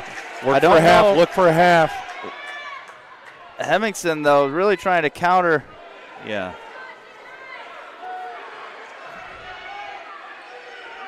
Looking for a spladle, maybe.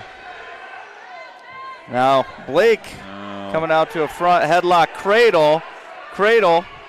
No, it's both not guys a good in position. Yeah, that's going to be 2 reversal for Hemmingson. Come on, coach, pound your foot. Let them know you got short time. 20 seconds remaining. Got to go. Got to go now. Stand up.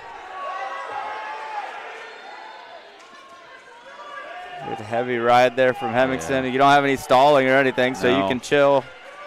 If they aren't going to stop it, then you don't have anything to do. And good Hemmingson's going to get a victory, 12-11. Really good match there. Brings us on to 157 pounds for the Mustangs. Caden Mayfield, senior, ranked number 11 at 157. And for your Blue Jays, junior Nolan Fellers, ranked number 2 at 157 pounds, coming off a third-place finish at the Donnybrook. 2-time third-place finisher at state.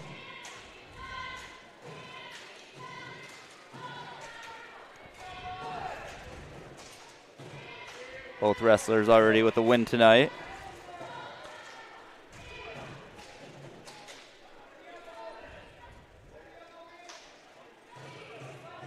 Nice headlock, and it's tight. Oh, it is. It's tight. There it's it tight. is. Owen Fellers gets the fall in 33 seconds. That was a beautiful setup for the headlock, and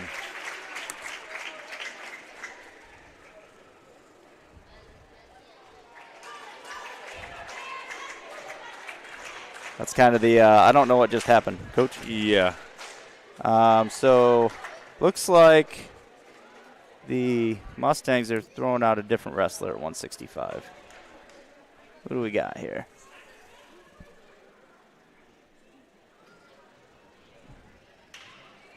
Because this isn't Tide Nelson. No, it's not Tide Nelson. Chris O'P. He's on. Oh, sorry. Oh, right Chris Opoku Sekire versus Jordan Ryle.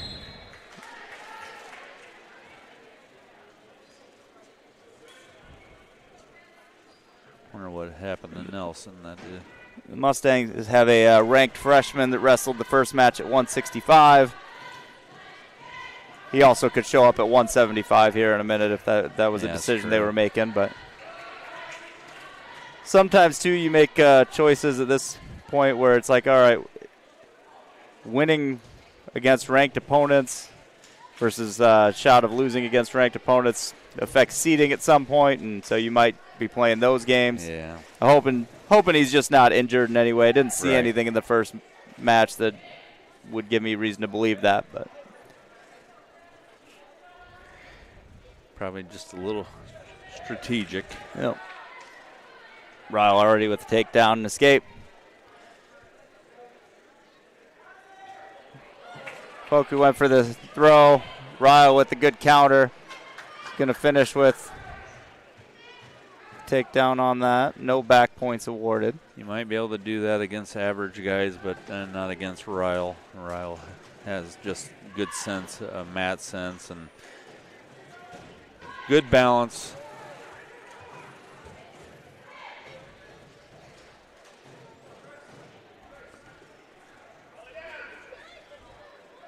Can Working a little bit on top. Not exactly sure what he's going for there, but I think he was just trying to have Chris, Chris kind of make a mistake and just, throw a quick little headlock there. I also am well aware that Jordan's wrestling education far exceeds mine, coming from the family that he does. Yeah.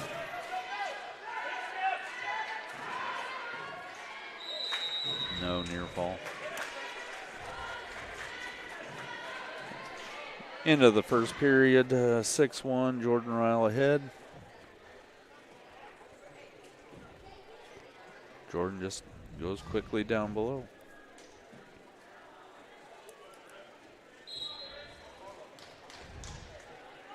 Right up to his feet, fighting some hands. Not going to go real well to pull him on top normally like that. Got away with it. Right back up. Cool, calm, and collected from this position. Jordan's just a little too tall for Chris to be trying to do that move, but there was a stalling warning on the DCG wrestler for not returning him to the mat, and then 1 point for the escape, and now 3 points for the takedown for Jordan, moving it up to a 10-1 lead.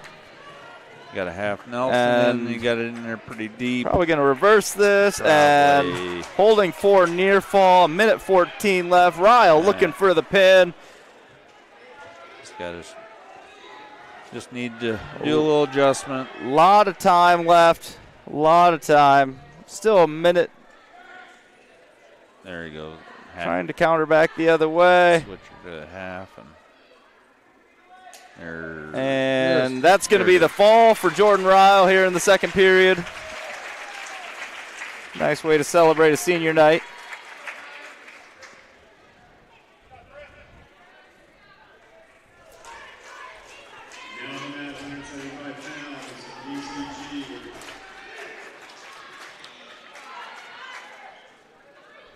And Chris says, thanks, Coach, for putting me in with Jordan Ryle.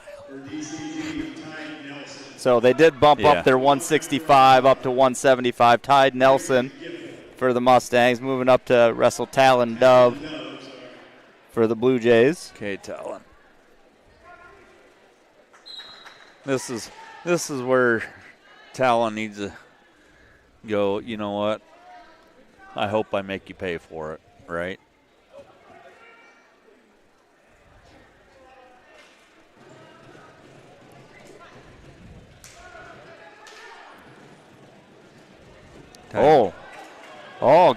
Good job coming through on that by Talon.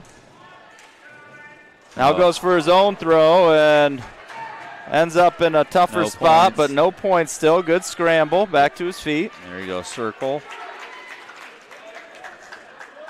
Didn't quite have it tight enough in there. It was a little loose when he threw it. Got lucky and had a good scramble going.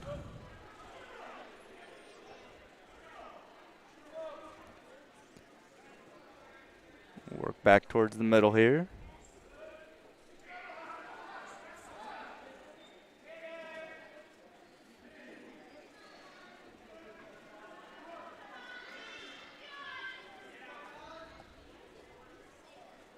Good trip attempt by Nelson.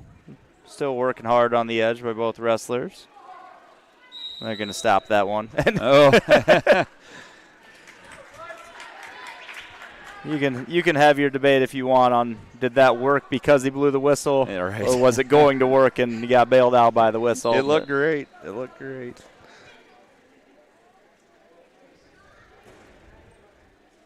Nice shot attempt. Good counter by Nelson.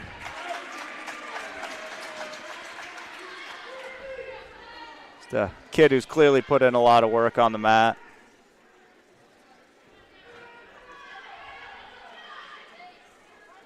You don't see a ton of podium finishes from freshmen at 165 and up, but yeah, he's definitely a really good freshman here that we're. And Dove's gonna run out of time trying to get out on this one in the first period. Very, very mature for a freshman at this weight.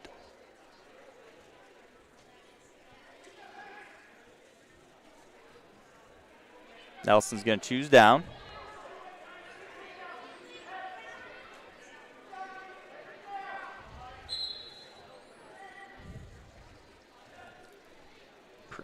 Attempt for a cradle. Got an escape for Nelson.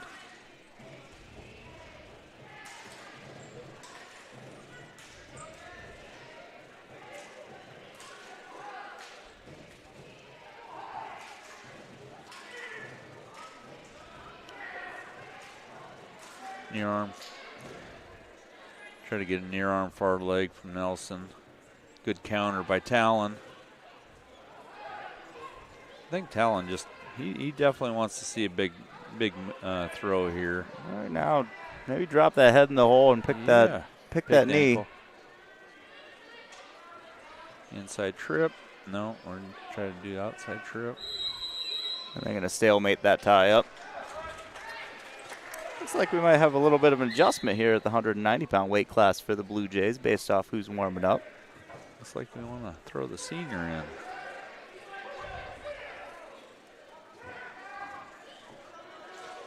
Dove trying to dig that head out here. Yep. Careful on the leverage. You're getting yourself into a dangerous spot, and they're going to stalemate that one a little quicker that time, Yep. which after watching the last one go stalemate, I get it.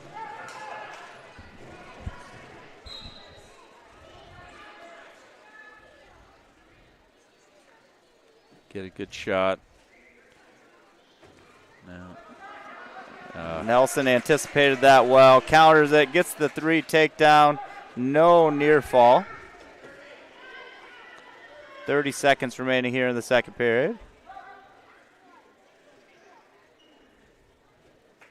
Yeah, we've been just getting beat on that reshot. We'd go shoot, and they've been doing a really good job of, as we pop up and they get in there deep on a double.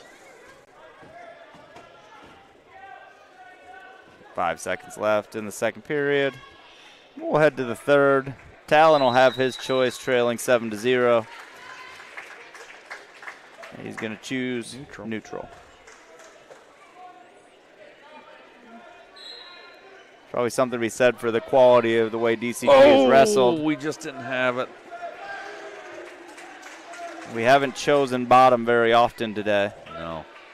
Well, Dallas Center, they've been so tough riding on top. They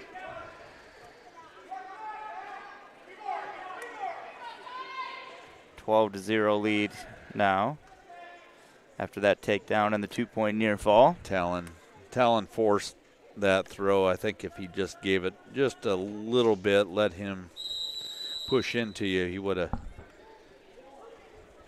There's the stalling on top. Stalling on top for riding parallel again. You got to work out to the side. They've been pretty consistently calling that.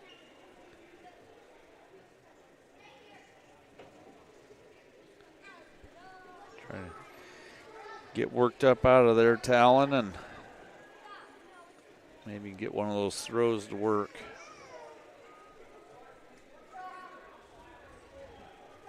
Right in parallel now. Right in parallel again. Yep. Definitely an argument to be made for another stalling call there. There might have been. Talon might need to work a little bit more upward on that to get that call. But it's usually a good start when you're up on your base and the guy's still sitting behind you. Right.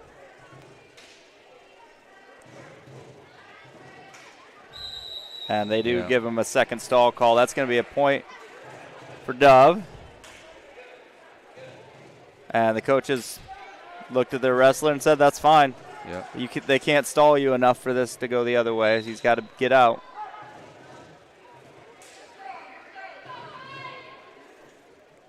And just right back into it, hanging out on back.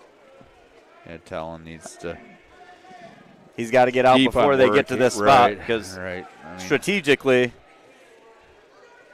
he's effectively keeping him from scoring at a fast pace. Yep. So that is still stalling, but 15, how fast they're going to call it is 10 seconds left. They're probably just going to let it go because at 5 seconds left, you're not going to stop it. And so we're going to have a final 12-1 victory for Tide Nelson. It's a major decision.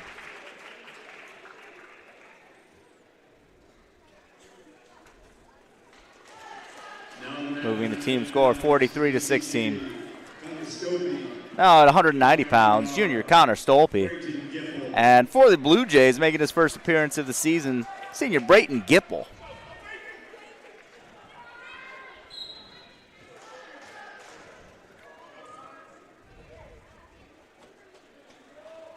Nice. Going for the big move. Gipple had a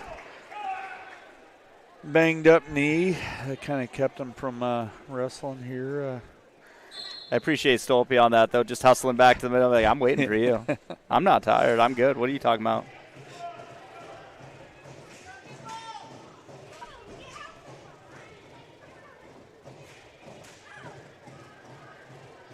Oh.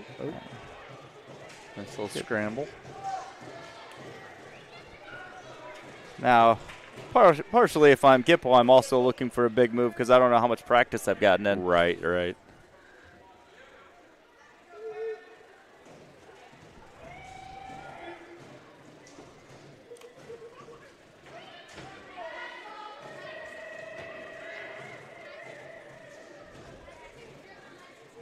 Nice little shot from Gipple. Good finish right to his back. Leg.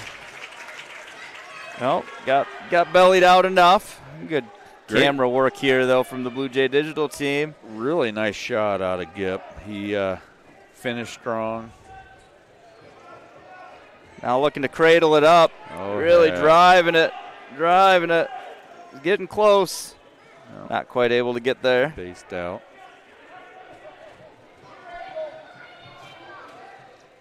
Now just going to try and muscle him over, put that leg in, see if we can get a little Turk going. Gipple is a really strong kid.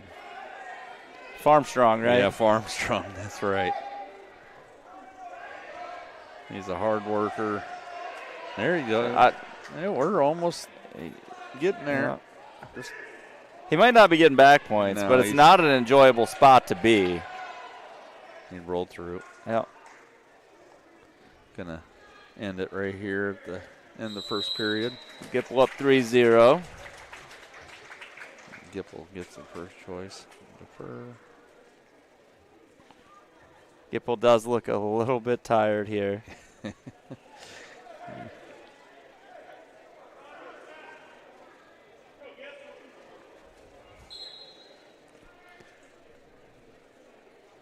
So we took neutral. See another setup to a shot. Both wrestlers shooting at the same time again. It's happened a little more today, I think, than I'm used to. No.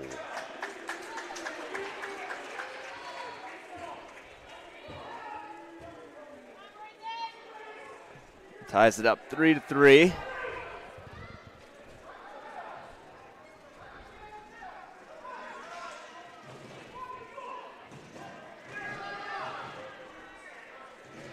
Harder to get a stall call if you're hanging out on the mat. I think you got to build up if you want that call to happen. Right. Yeah, you got to make those attempts to get up. I'm going to go out of bounds. And you never know, that knee might be hindering him a little bit. Yeah. He's kind of struggling a little bit here. If I'm the Mustang wrestler, I might just be letting him up here to get us back to our feet. Hand control. Good mat return by Stolpe.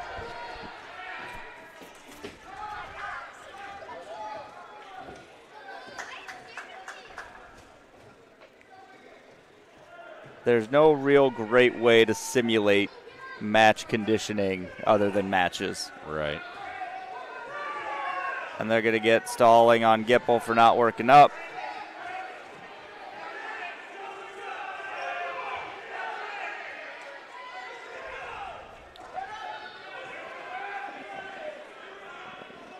Yeah, I don't think Gipple has that explosiveness. No. And Stolpe working a power half with the leg in. And now switching over to a ride and gets the fall.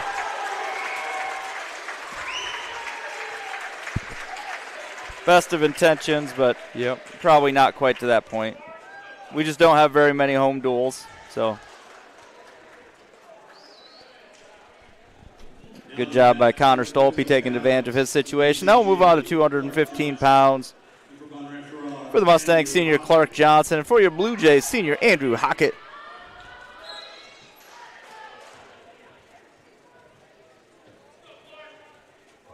Nice shot, the Hockett attempt.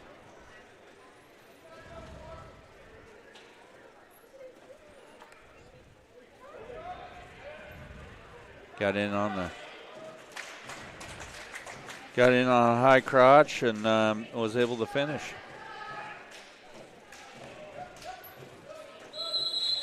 Oh. Got a little too close to the edge.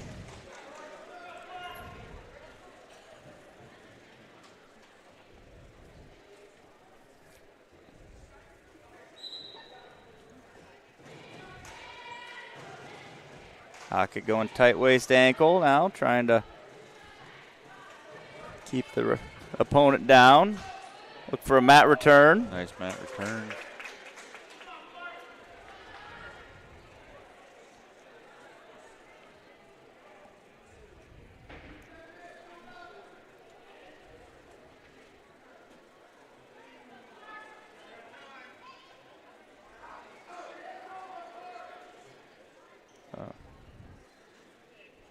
Hockett a little more off to the side than some of the other wrestlers, so your risk of a stall is much, much lower. Not that it can't happen there.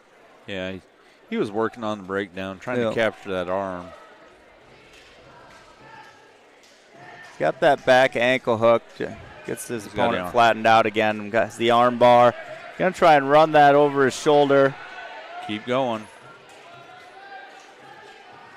He's got that cross wrist, or the left wrist with his left arm, but lost the arm bar. And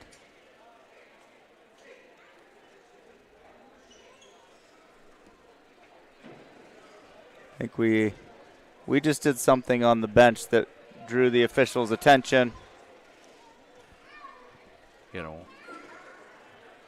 warning. Don't know what for. Yep. I don't either. I just seen the official go over. Well, he pointed over to our bench and then went over to the scores table to document. It might have been a magical statement or something like that because there was no demonstrative action. But right. Hockett looking for a power half. Going to run out of time. 3-0 lead after one.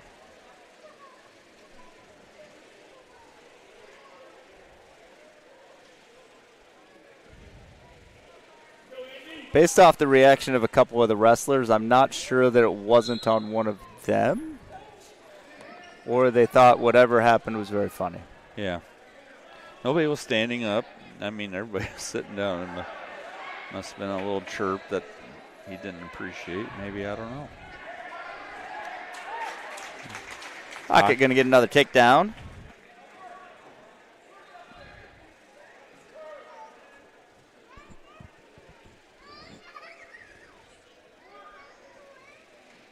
Bottom wrestler. Head on the mat from the bottom guy doesn't usually get, and that is going to earn him a stalling call. Maybe that's what we were chirping about. I don't know. 1 point escape. Right back into an ankle now. Hockett jumps out of that. Now reshoot. So 6-1.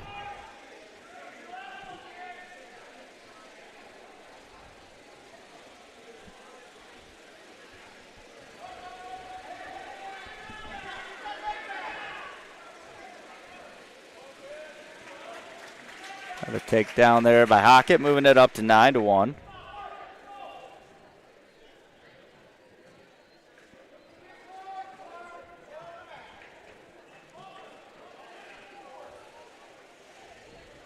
Yeah, work to the side.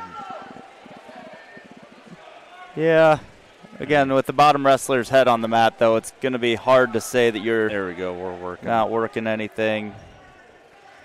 There's just some aesthetics that play into stalling calls for part of it. And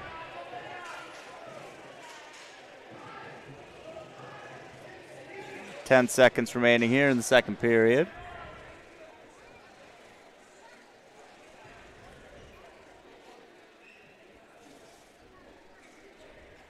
Probably 9-1 after 2. Gonna go Hockett's down. choice. He's going to choose down.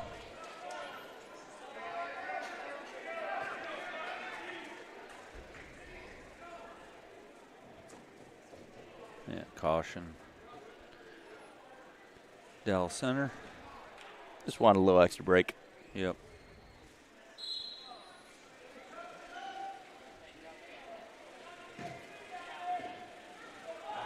Hockett thinking about the roll. Got to get it a little bit tighter if you're going to do the roll. He's got that ankle hook, though. Caught that ankle. Playing with fire here. We're going to get potentially dangerous. Illegal hold, Illegal actually, hold. 1 point. Yep. Slipped in a little full Nelson, I think.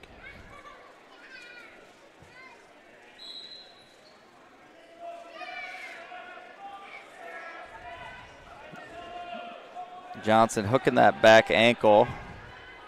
Was a crossface without anything to do with it.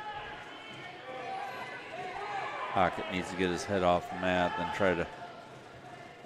You got a couple fingers. Just stand up. I know he's trying to. He's trying to trying get him a roll. Yep. He scoots out to the back. He's going to get the 2-point There's the reversal half. right into the half. That's going to be tight. Needs to settle back a little bit. Yep. Minute Too 10 high. still, and good job getting your arm out. Nothing crazy happening. 12, 2-point near fall now makes it 14-1. Looking to thread the needle there, and Hockett's going to finish this one up one way or the other here, and that's going to be a fall for Andy Hockett to close out the day. Blue Jays are going to fall in this one, though, 49-22. Good wrestling match from the DCG Mustangs. Once again, want to thank Tyler Coe with Denton's Davis Brown Law Firm for sponsoring our broadcast. We appreciate everything you do. We also have a Vision Bank Wrestler of the Night, and boy, I think Nolan Fellers is there. I'm going to take it away from Nolan, though, because I think Jordan Ryle on senior night, he had a fall and a tech fall. Yeah. And, you could probably give it to those two most nights. Yep. But I'm going to go with the senior on senior night. So Jordan Ryle going to be our Vision Bank Good job, Wrestler of the game night. Vision Bank, see what we can do for you tonight. Blue Jays split. They'll be back here on Saturday night. We'll see you tomorrow night for Mega Night Basketball. Go Jays. Go Jays.